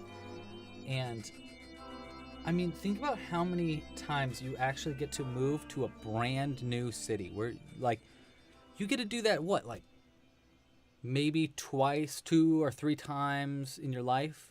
Very rarely do people get to move to a completely different place. So it's really that sounds really exciting. It sounds scary, but it sounds really exciting, and I'm pretty excited for you, Elena. That's going to be pretty cool. Especially Chicago. Chicago seems great. It seems really exciting, except for the cold. It does seem like it gets really cold, but should be fun. I need to come visit Chicago. I've visited a lot of the main cities. I've visited Seattle and New York and stuff like that, but I need to do Chicago and Denver. Those are the 2 places I'd really like to visit next. I like Austin a lot too. Austin's a good city. 2, 3, 4. And Portland's pretty cool. I don't think I'd like to live in Portland, but I did like visiting it. My mom wants to go on a trip to Portland, us too. soon. We went on a trip to Seattle together, and it was really fun. We were talking about it last night. Oh my gosh, you did a 10 bobble stitch for the legs for your Brontosaurus. How did that look? I'm very curious of how that looked, Jerk. A 10 bobble stitch. Can you send me a picture? Post a picture on the Facebook group. Mel, if you're around and can post a link to the Facebook group.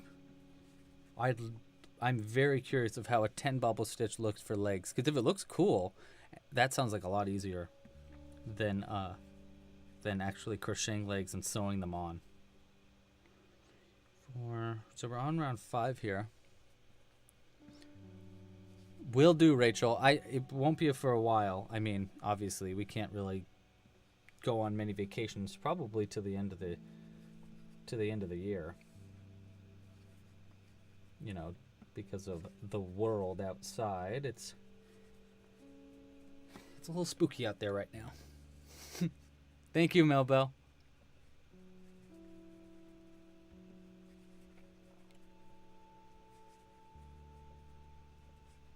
The thing when I crochet this in this light box specifically, I've noticed this when I was working on a pattern for it.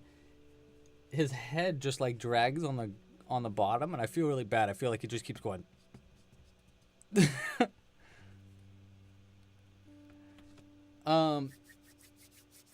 Yeah, polls. The phenomenon. The question. The polls. I haven't really done a poll on Facebook in a while. I think I'm going to be consistently doing polls now on the homepage of the website. The last poll was obviously for to crochet dinosaurs this month, which is the one that won. The next poll that I'll be doing there, I think, will be for movie night. So I want to start doing a movie night live stream where we watch a movie together. Obviously, I won't be able to stream the movie, but I think it'd be pretty fun to do a movie night. And maybe we'll do like Jurassic Park or something. That'd be kind of fun. Crochet some dinos. Actually, that'd be really cool. I'll think about that and put it on the group to vote on. Maybe I'll try to do that for next week. Okay, so we finished our 6 rounds of just single crochets. Yeah, okay, great. Thanks, Melbo. Okay, so Lauren asks a question above that I totally missed, and I'm really sorry about that. But she asked if I ship to Australia, kits to Australia. And we do ship kits. You could purchase a kit to ship to Australia, but pro kits for like the Club Crochet Pro members, we don't yet have available for shipping internationally. But I am working right now this month to try to fix that. So it should be available next month for pro kits to ship internationally. The problem is it costs so much for shipping to different states that I have to figure out how to charge per state. I mean per country. So it'll be free shipping for a pro kit if you're within the United States, because that is where I can afford to do free shipping. And then outside of the United States, it'll be you pay for your own shipping, which I can't figure out how to do on the website for monthly kits, because the kit's way different based on the month. So I'm still trying to figure it out, but I should be figured out pretty soon. So pro kits should be available soonish for international memberships. Good question. Very good question. Okay, so now I'm on this next round and I need to kind of count a little bit. So give me just a second. 1, 2.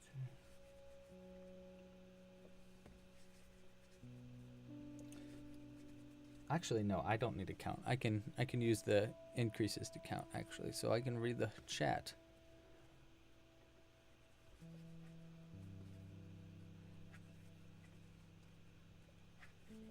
The biggest... Oh, Sarah Poseidon? Like Poseidon? Is that how you say that name? That's crazy. That's the longest... biggest long neck dino. Yeah. Are the decreases after round 29 making the dinosaur's tail go to the right? It kind of depends on how tightly you crochet, but it should give your dinosaur's tail somewhat of an arc. Either, so for this example, all the decreases ended up on like this left side, so it the tail naturally bends this way. But because it's cotton, so this is one of the reasons why I really like using 100% cotton yarn. Is it's very moldable. It's very like you can kind of shape it. So I can kind of like just bend the tail like this, and it should hold its shape a little bit. So yeah, the main idea for where the decreases are is just to decrease the tail down, but it will naturally give your tail a little bit of a curve, which I think is kind of nice too. Good question. That was a very good question.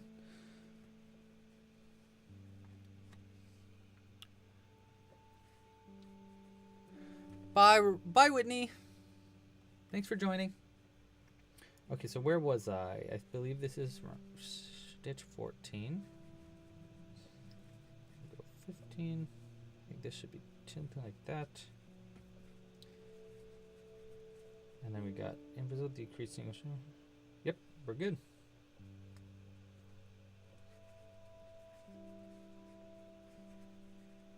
I gotta say, D&D Maps is a very fast crocheter. Every time we're doing these live streams, he's already like way ahead of me. One. Okay, so. Okay. Another one. Thanks.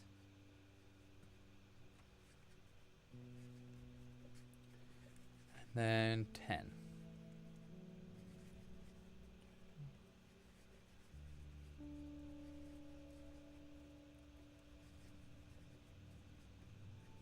All right. 6.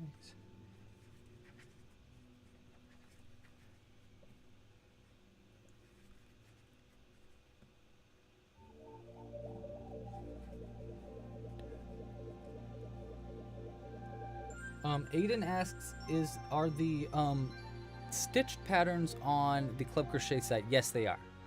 Yeah, you can find all the stitched patterns on the Club Crochet site, or you can also find them. Those are the only patterns that are available both for memberships to Club Crochet and for Patreon supporters. So if you're a Louie's Loops Patreon supporter, which is something completely different than this channel, you also get those stitched patterns. Those are the only patterns that are on both.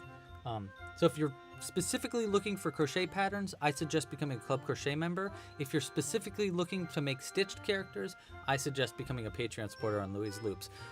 But honestly, if you don't really want to do both, just reach out to me directly. And you have questions about how do the certain stitch characters work or something like that, just reach out to me directly and I'll send you the rules. I don't really mind doing that. Patreon's really just to help support the project. I use that money to make new little Patreon videos and stuff like that, and new stitched patterns, stuff like that. So if you get the gist. Okay, so where was I here? So I did 1 visible decrease, and 2, and then a single crochet. Okay.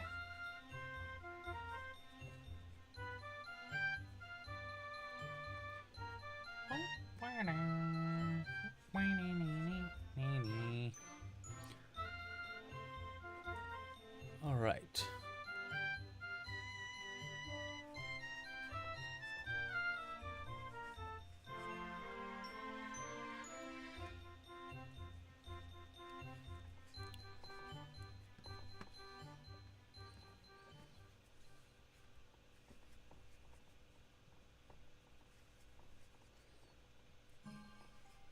Whoopsies.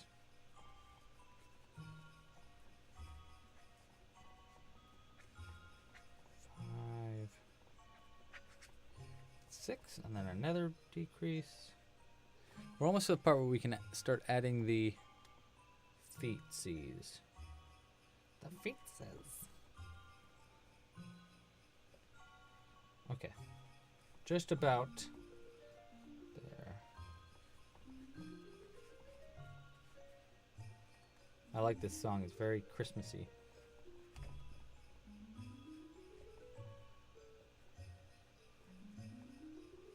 Okay. Okay, one more round before we do the legs.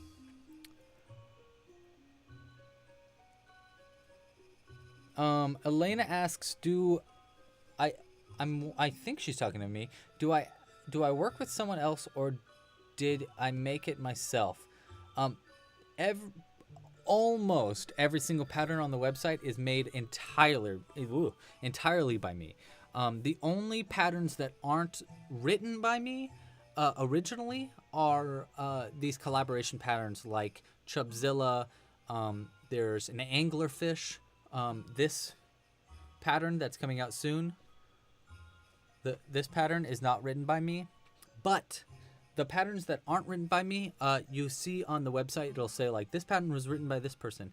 I do a lot of production when it comes to these patterns. So like they'll send me a rough draft of the pattern and then I'll put in some kind of spins. For example, on this one, I added in like a spiky bobble here. I changed some of the color changes there. I make it a little bit easier for it to be transferred from their rough draft into a pattern. And then I also do the video and stuff for that like that. But 99% of the patterns on the website are 100% done by me. I do the PDF, the video, stuff like that. Did I make Club Crochet? Yes, I did. Yeah, 100% made by me.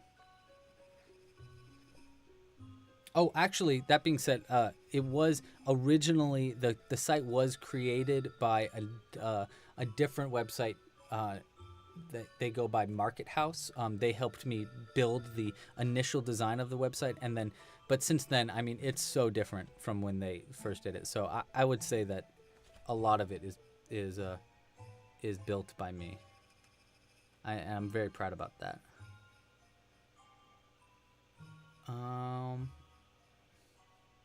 Alligator. I love the idea of doing alligator.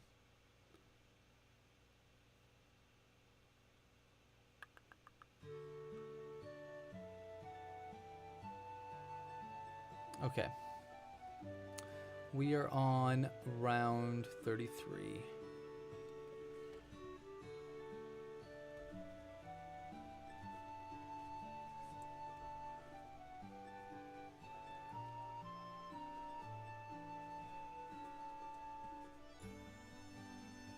Then 1.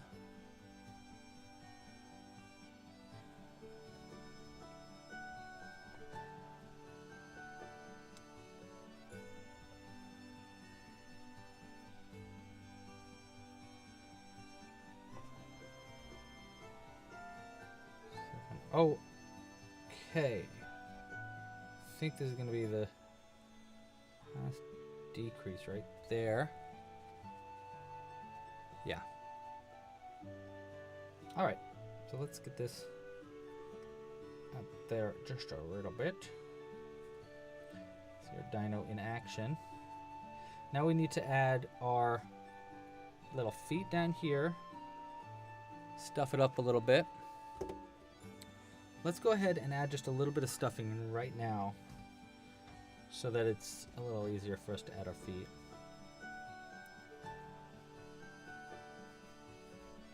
Okay. Just a little bit. All right. Let's start sewing on our little feetsies here.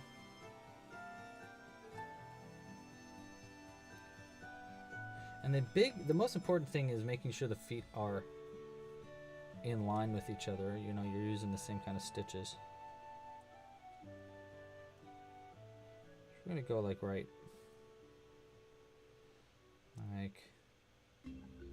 there.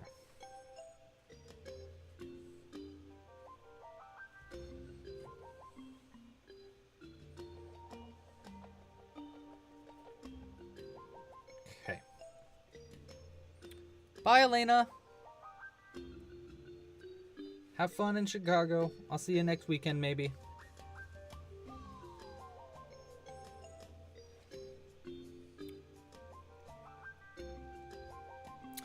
Phenomenon.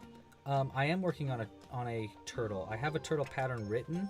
I'll probably add it to the rough drafts, actually. I should probably do that because I have the rough draft written. And if you didn't know, on the website there are some patterns that are available for rough drafts. If you go to the home page, I talked about it a little bit in the update that I made for the website like a few weeks ago. But if you go on the site, there are rough draft patterns available for if you have a membership. And those teach you, they're like very, rough draft versions of my patterns. They're not completely put together. There's no video. There's a very few amount of pictures. The pattern isn't really designed as a PDF at all, stuff like that. And one of the patterns that's on there, or a pattern that have a rough draft for is that sea turtle. So I'll add it in to that. Those are available for members only though. Again, you can find the link by just going to the home page of clubcrochet.com. When you're logged in, there's a little slider that says like, here are some things you might like. And one of those is the rough draft patterns. Okay, so I like adding a little bit of stuffing to these feet, but you gotta really be careful about overstuffing the feet because you want it to be really flat on the bottom. And you don't want it to be showing through if you can avoid it.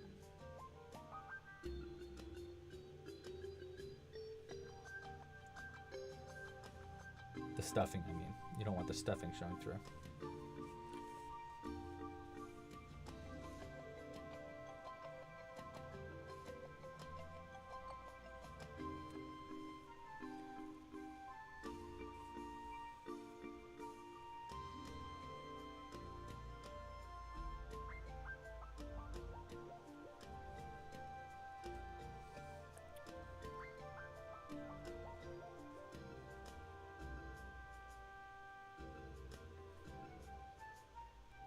There we go. This is one of the reasons why I don't like sewing things together, is that I have to pay attention to the sewing together. Whereas when I'm crocheting, I can usually crochet without looking at my pattern. Can't do that. Can't really do that with sewing things together. So I kind of can't pay attention to the chat as much as I'd like to when I'm sewing stuff on. So if you're asking questions and I'm not seeing it, I'm really sorry about that.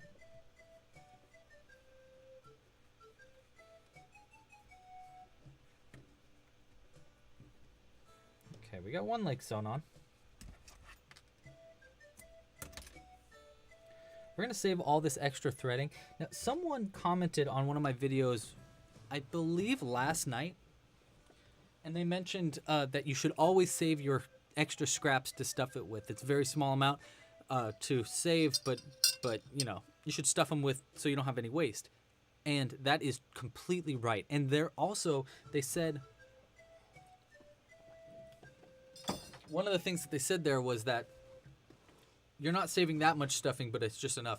I would disagree with that. At least for my projects, a lot of extra thread can be used. Like, you can save, I would say, up to 25% of your stuffing by just using extra thread. So it's just a good. Oh, what am I doing? I'm not crocheting yet. I'm still sewing things on.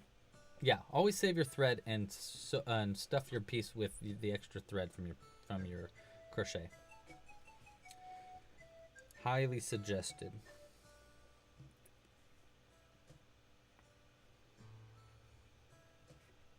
Uh-oh.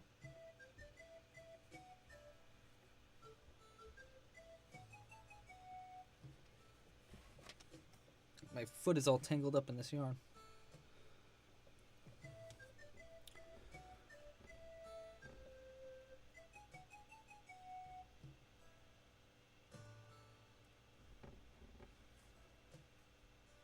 That's awesome, Dawn. I'm reading Dawn's comment there, and that's very cool. She says, to make the amigurumi stand better, the ways to make amigurumi stand better is really cool. And that's one thing I'll be talking about in just a second when I'm stuffing this up, is ways to make it so your amigurumi can stand up a little bit better. One thing that I do, I mean, I have a few different ways to trick my amigurumis into balancing to stand up. One big way is to use nickels, which is what I'll be doing for this pattern. Is I try to add a couple of nickels into the body, which will give you some more weight on the base of it and help your character stand up. Just some kind of heavy coins in general would help. Another way is using sharp decreases, which is that's just another way to decrease, which will help out a lot for that. Before I do that, let's stuff it a little bit. And then the last way that I really like, the last technique I like using to keep my character standing up, if the nickels won't work and you can't sit them flat on the ground, the last thing that I like to do is I like to add, I'm trying to find one here. Oh, I don't have one here, but I use this when I make my ogres a lot, is that I'll put a I'll put a needle, I'll put a darting needle up their butt, and it'll be essentially like a little kickstand. Helps them stand up. Those are 3 ways just off the top of my head that I like using to help balance my characters if they're having a hard time standing up on their own.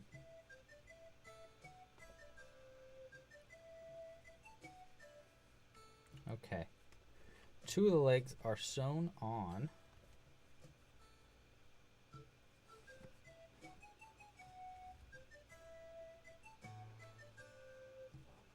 That's pretty good. Cool. Oh, I forgot to double knot this on the inside. Can't forget that.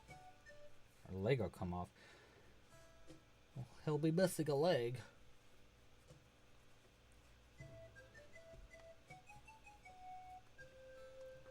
There we go.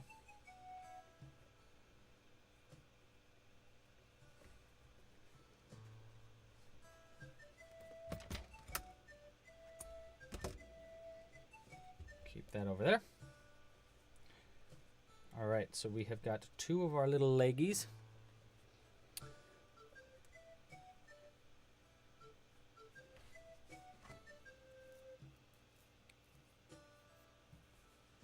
Yes, I did that to Lawrence last week. By the way, I don't know if you were part of the live stream last week.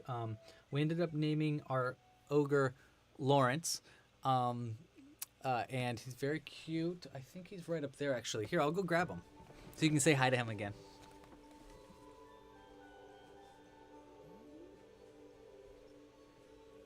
Here you go. This is Lawrence from last week's live stream. You guys named him, and he is just super cool. I love him. Great suggestion with the mohawk and the earrings. Again, from the people that suggested it. I think it worked out pretty well. Yay. Can I just say, we have got so many people still watching this live stream. It's crazy. You guys are awesome. You guys rock. You guys rock. Okay.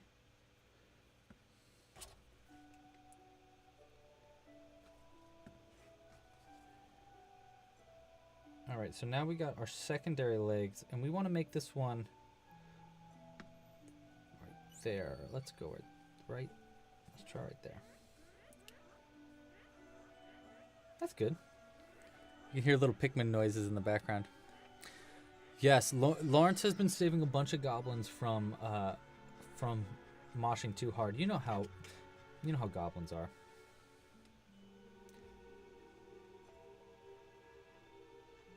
Mosh monsters. They did the mash. They did the monster mash. The monster mosh.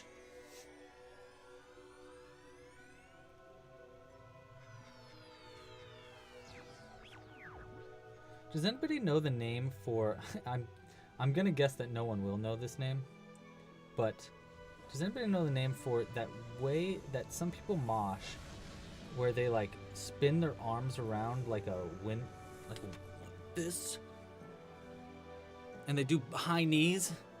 It's not really moshing. It's for They do it for like ska music. And there's a name for it, and I can't think of what the name is. Andy would know. My friend Andy would. He's really into ska music. He would definitely know. The downstairs neighbor would probably know as well. I gotta talk to them.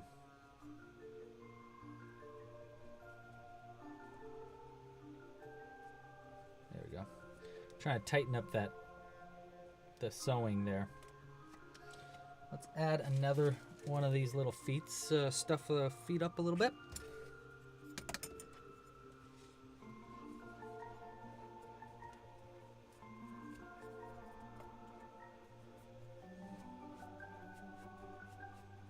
Just a little bit.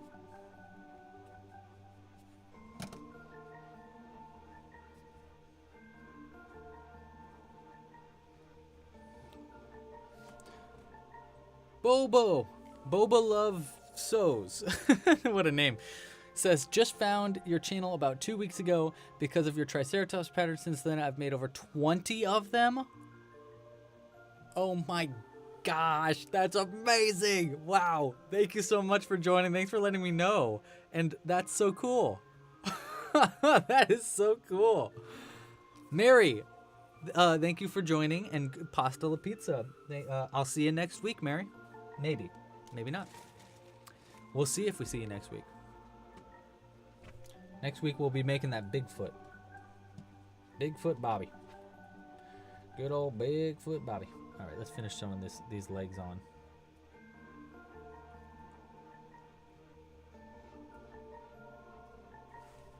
Sorry, I'm off camera, I think.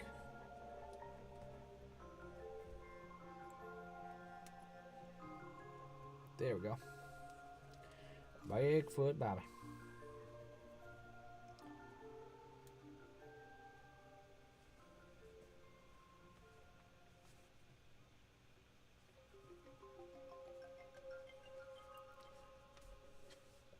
There we go.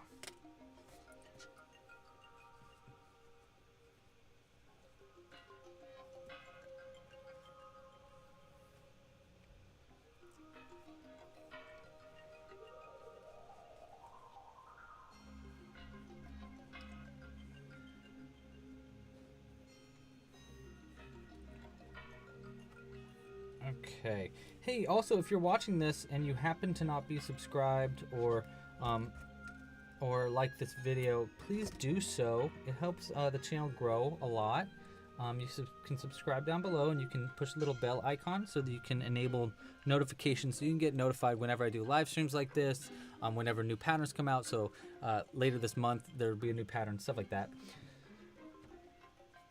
Just might as well mention that. And you can like the video, which helps it get spread around the interwebs a little bit easier.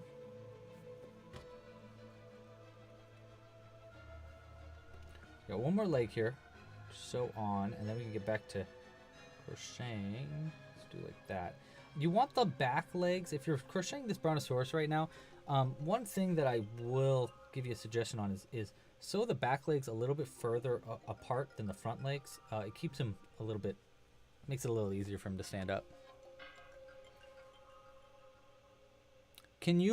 Maria asks, can you machine wash amigurumi?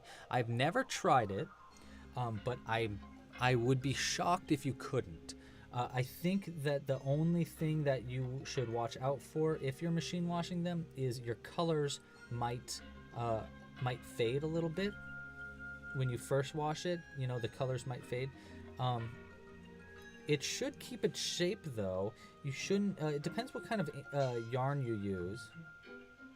If you're using a, like wool, you might want to be careful about machine washing them, because, especially machine drying them, because your yarn might felt. It might get like really felted, which might be kind of cool, but probably not what you're going for originally. Long story short though, you should be able to machine wash them.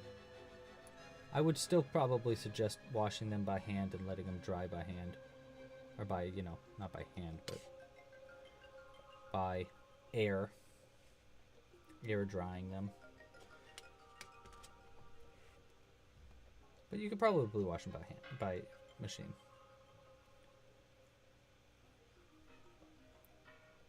I should give it a shot. Make sure your eyes are really well attached too before you put it in the machine, or you might lose an eye. Because just the tumbling.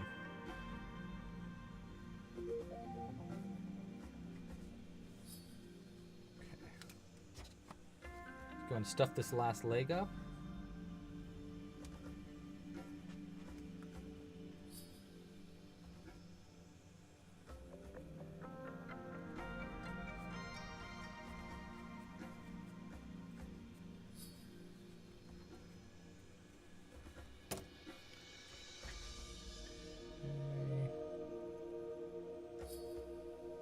Almost done with the leg.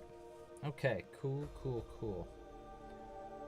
The worst part is almost, well, we're going to have to sew on spikes too, but that's fine. Those are actually kind of fun to sew on. Famous last words, though.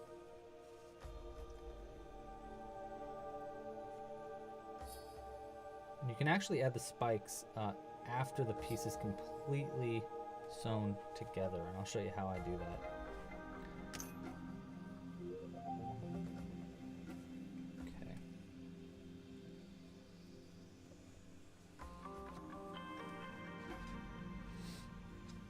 We're going to try to do some like tricky stuff for the spikes though too, to make it so that they are evenly placed, especially when it comes to the neck, so they don't bunch up too much. Okay. There are legs on there. I mean, he's looking pretty good.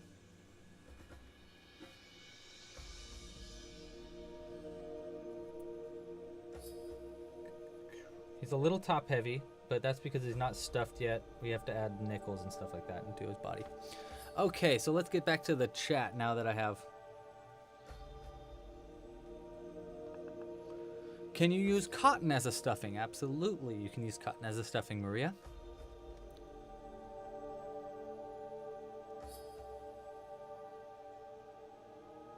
Oh, that's a really good suggestion. Manom says when you're washing them, maybe put them into a pillowcase before washing them. Probably a white pillowcase or a pillowcase that you don't really mind them that much.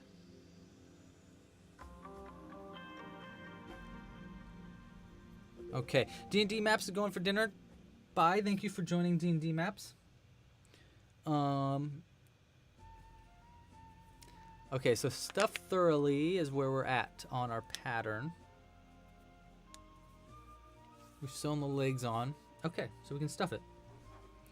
So I'm gonna add most of this extra ends for stuffing first.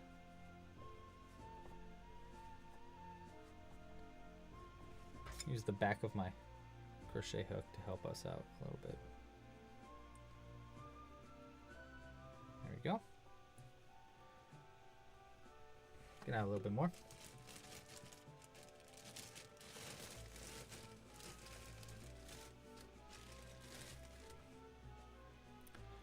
You want crocheted Pokemon. That's what Manom says. And I actually have some crocheted Pokemon. I have Squirtle, Bulbasaur, and Charmander crocheted.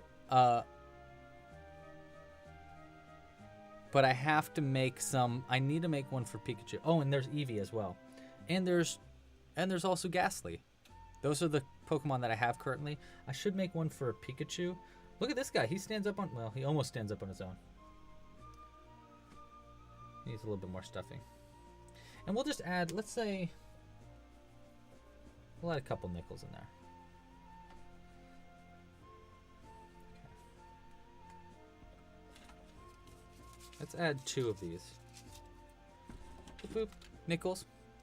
I just place them into the body, and I make sure that it's on his belly, like right there on the belly. I'm making sure it's under the stuffing, because that's where I want the weight to be. He needs a penny in his butt. He's got a nickel in his butt. Worth 5 of those. We want Pikachu. Give us Pikachu. Pikachu will be there. I'll make him eventually.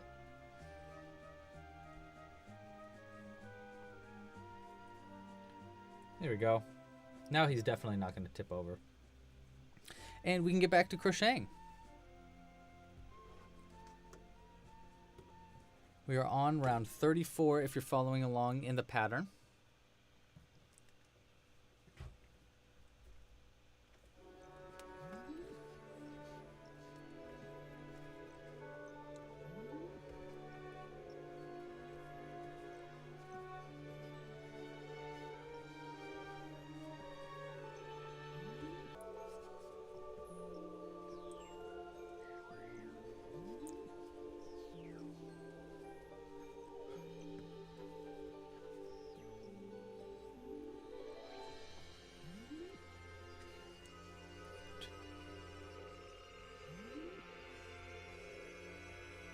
Wait, 1, 2, 3, 4.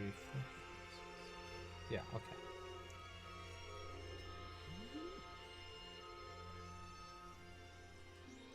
Ay, ay, ay.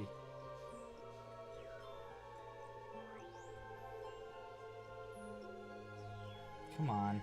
I gotta crochet looser.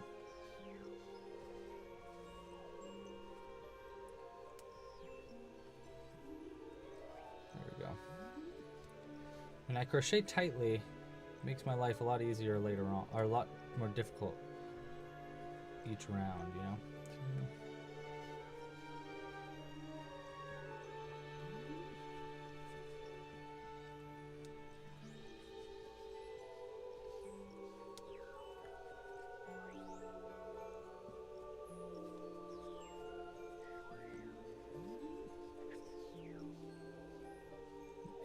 Hi, Olivia. Oh, Oliver. Hi, Oliver. How are you? Welcome to the stream.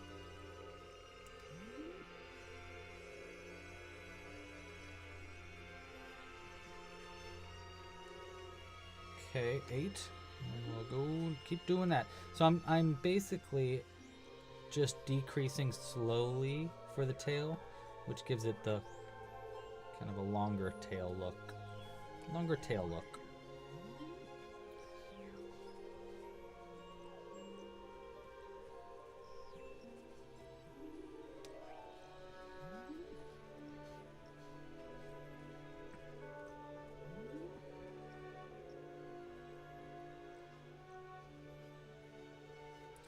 One, 2, 3, 4, 5, 6, 8, 9.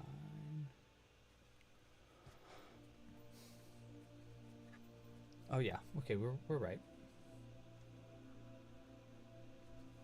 We're doing all right.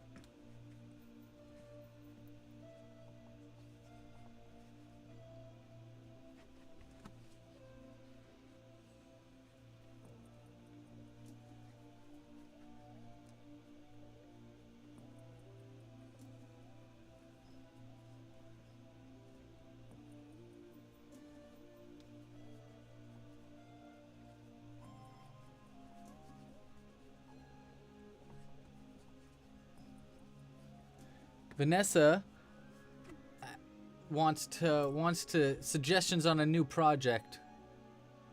Make some dinosaurs, obviously. Make some stitched characters.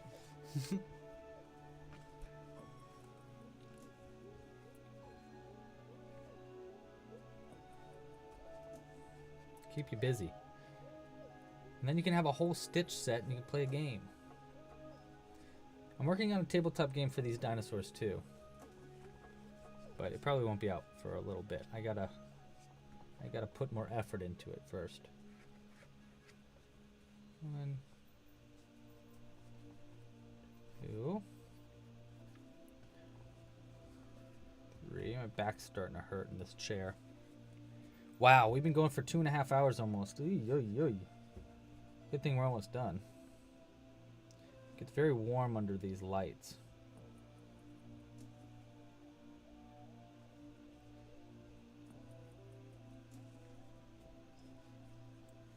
Okay. 1, 2, 3, 4, 5, 6. Okay. So I'm going to stuff them up a little bit more now. before it gets too small and is too difficult to stuff in.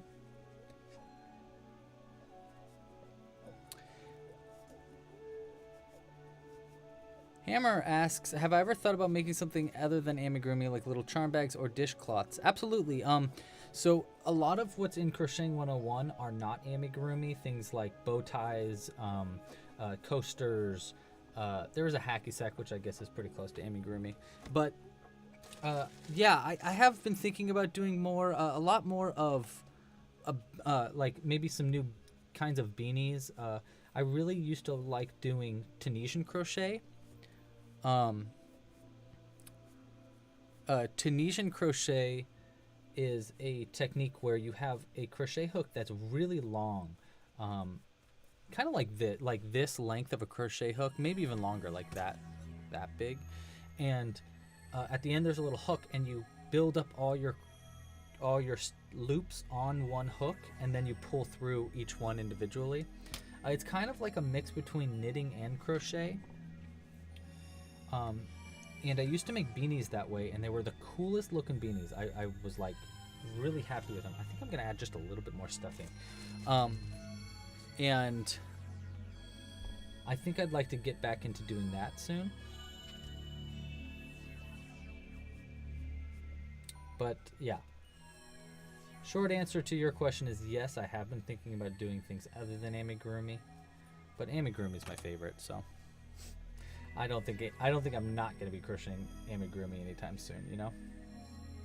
I feel like you can even do a little bit more stuffing than that. This guy's tail really wants more stuffing. So it's like, I am too inflated. I need more. Okay. There we go. I kind of like him without the spine right now, but we'll still add the little orange spine because we made it.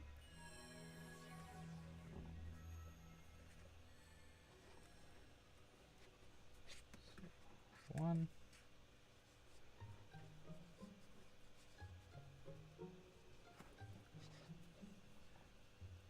This is where it comes really hard to crochet because it gets so small that you just gotta power through. Do each round.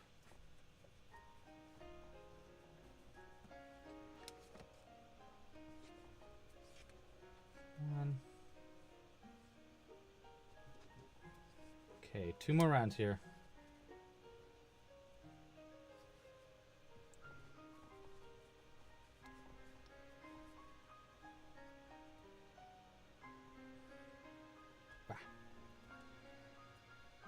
Wah. Paka, paka, paka. Sorry, I'll get back to the chat in just a second. I think this is going to be my last round. Yeah, last round.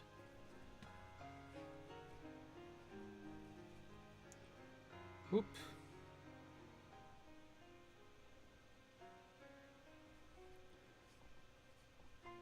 Yikes.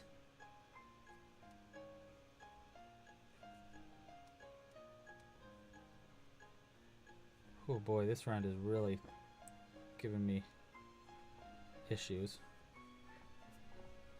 1. I think I'm just going to call it right here. Yeah. Okay, cool. Now we'll just cut the yarn, sew them closed, and then we can add our spine. Yes, we are still listening to Pikmin music, I believe. Let's find out. Let's make sure. Yes, still Pikmin music. Isn't it cute? I love Pikmin music.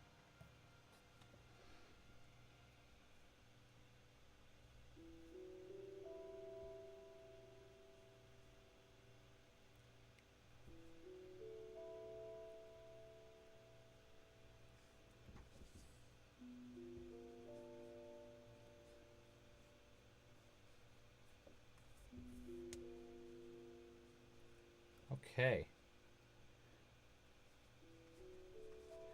And I mean, this tail barely needs to be sewn together. It's so tightly crocheted at the end here that it's just like no stuffing's coming out of it anyhow. But let's just hide this end in. Like that. And then we'll we'll cut it loose. Okay, now is my trick for adding the spine. Okay. So the main part is done. Bruno the Bronto is nearly finished. He doesn't want to stand on all four. He wants to keep balancing on three. So we gotta... There we go. Okay, so next thing we want to do is we want to grab some of this extra orange yarn, and I'm going to show you how I find out exactly where I want to add the spine. I did this on this character, and it really helped me out a lot. Because we want the spine to be pretty much straight along the back. So what I'm going to do is I'm just going to start choosing places. Like 1, 2, like that. And I'm just going to kind of start threading along the back so that it's a straight line.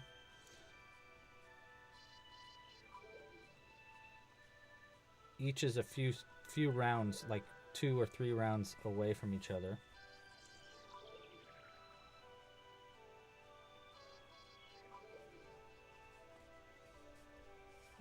And when we get to the neck, and this is where we're going to be sewing each of our ends of our thing in there. So we need 1, 2, 3, 4, 5, 6, 7, 8. We're going to skip over right here. And we want to go higher up on the neck, so let's go like this.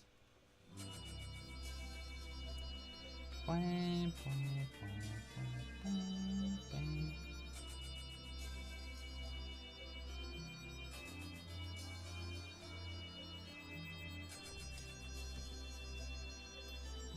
Okay, so we want 15 places. So 1, 2, 3, 5, 6, 7, 8, 9, 10, 11, 12. I think we need to add a few more. That's where we want to go for the head.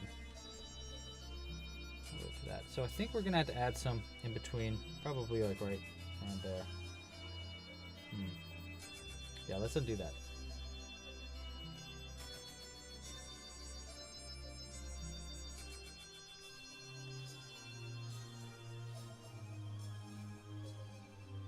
But what I'm doing right now is I'm figuring out the spots where I'm going to want to add the spines.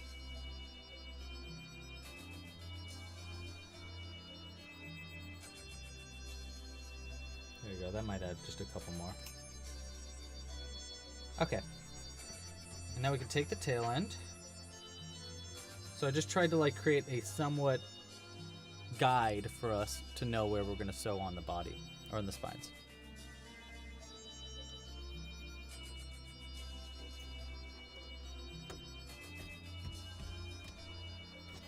There we go.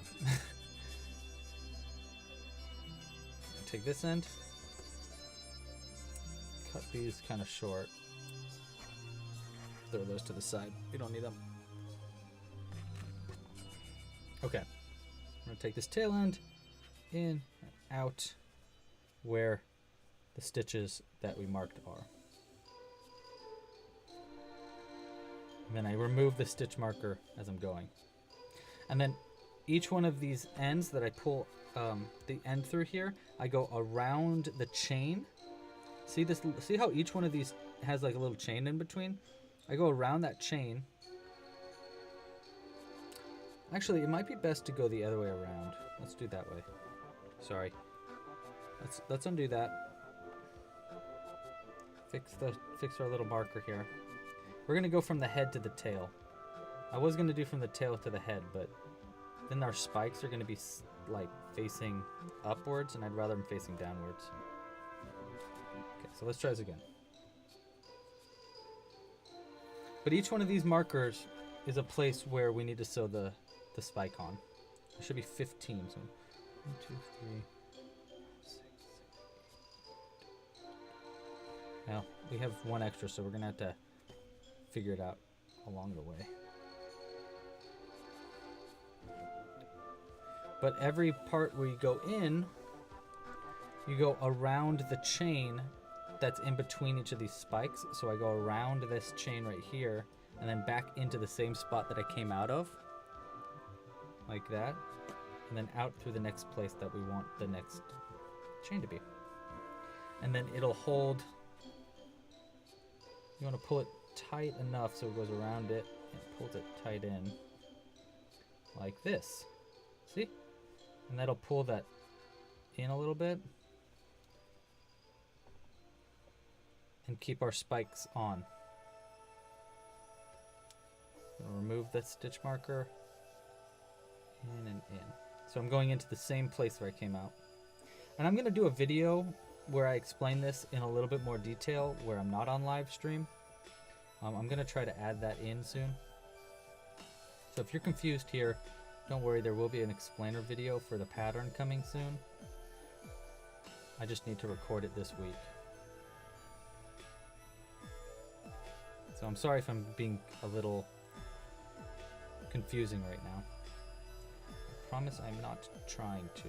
I'm trying to be as explanation filled as possible.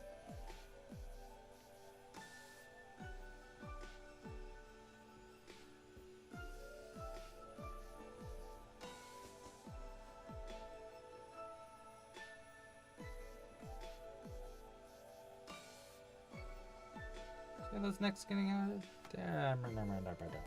Cool. As I mumble my way through this. This part we want to add,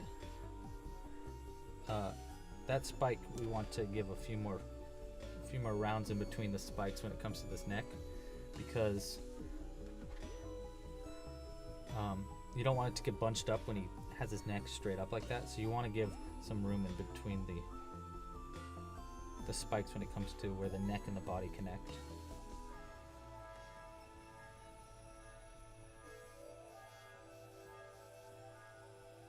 Extra line, let's go right there.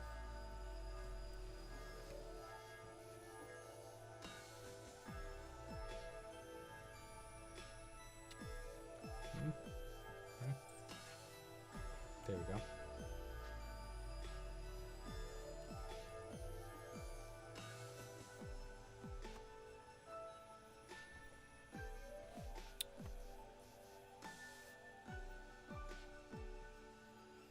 All good, Asian dude. You slept in. That's all good. It's all fine, man.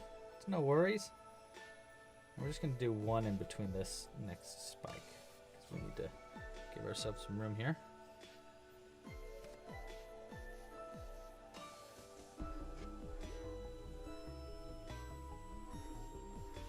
I can imagine you going, "No." It's my Australian accent for you. "No, I woke up late."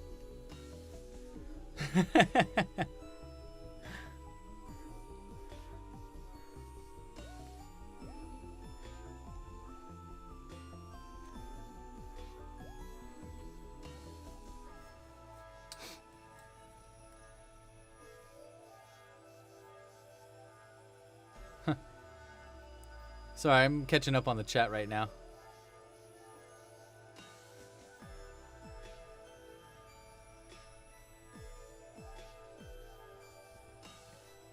Alright, we're coming to the end of the video though, so if you're going, "Oh no, it's so long," don't worry.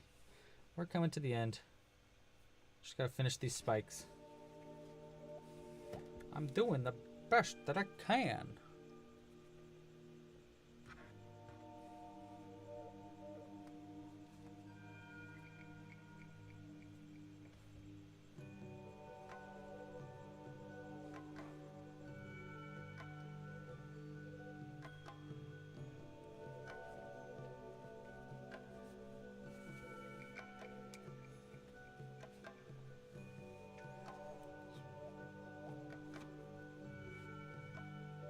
There we go. I still got a little bunched up on the neck. His legs are all out because I'm like pushing him down on the ground, which is kind of cute actually. Okay. There we go.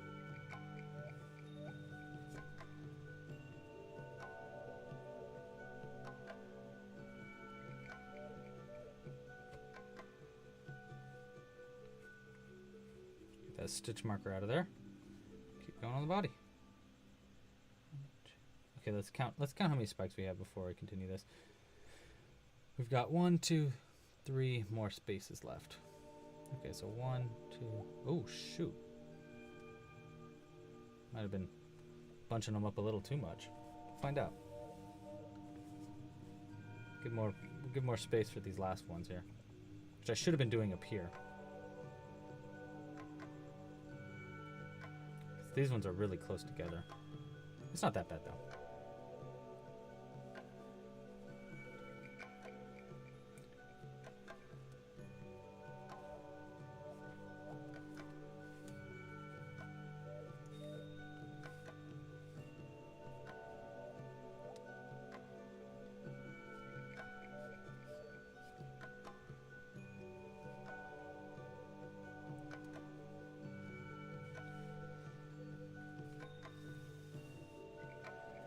Zoned out for there for a second.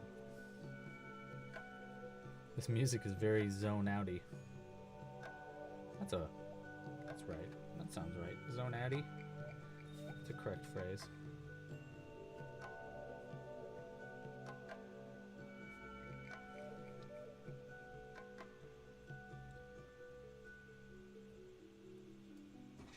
Okay.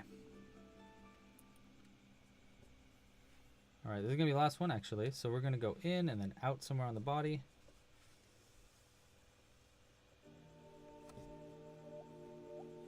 And then take this tail end one.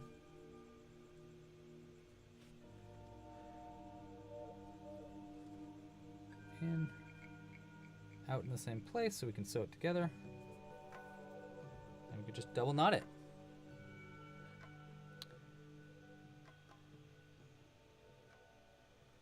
It's purple. Yeah, Maria, it's purple. And I agree. I think the orange and the purple really pops with the purple. Makes it look nice together. So there's a few places on the spine right here where the neck connects that I really wish that I did a little bit better, but it still looks pretty good to me. I'm pretty happy with it. With our purple Brontosaurus. I'm just going to double knot this and cut it, hide this end in there. We'll call it a day. So I just really want to quick say, really, seriously, thank you guys all so much for joining into this live stream. It was really cool.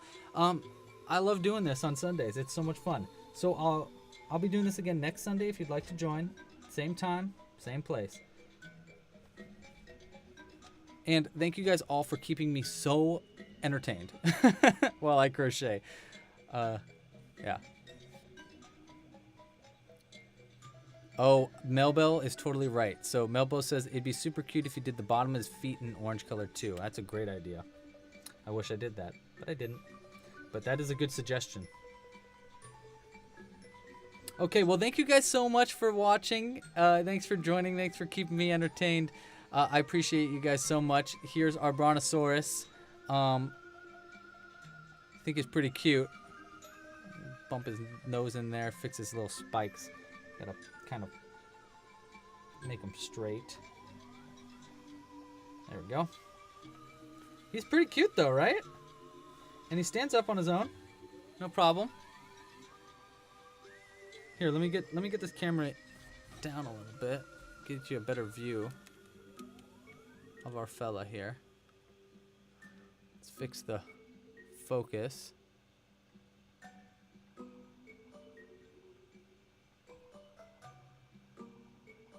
There we go. And yeah, I totally agree. I think the orange and the purple, it really like pops. Really pops with that purple. I love it. Great. Charles. Jerg says name him Charles, which I like. Thanks for joining. I'll see you guys next Sunday. Same time, same place. And yeah, I just want to say again, thank you guys so much for watching. I'm looking at the likes right now. This video has 252 likes, which is insane. I don't think any video I've ever made has this many likes. So thank you guys so much. That's incredible. Now 253. Thank you guys so much for watching. I appreciate you all so much. Next week we're gonna be making a Bigfoot, so get ready for that. And I might do something very similar where the pattern will be free while we're live streaming or something like that. I don't know. I'm not sure yet. I gotta think it over. I think this guy's pretty cute. Let's add him in with the other dinosaurs. Again, this pattern for a little T-Rex is coming out this week. Here's another version of a T-Rex. So if you are a member, you'll get this pattern this week. And here's one with a little top hat. Pretty cute. Pretty cute. Okay. Pasta la pizza, guys.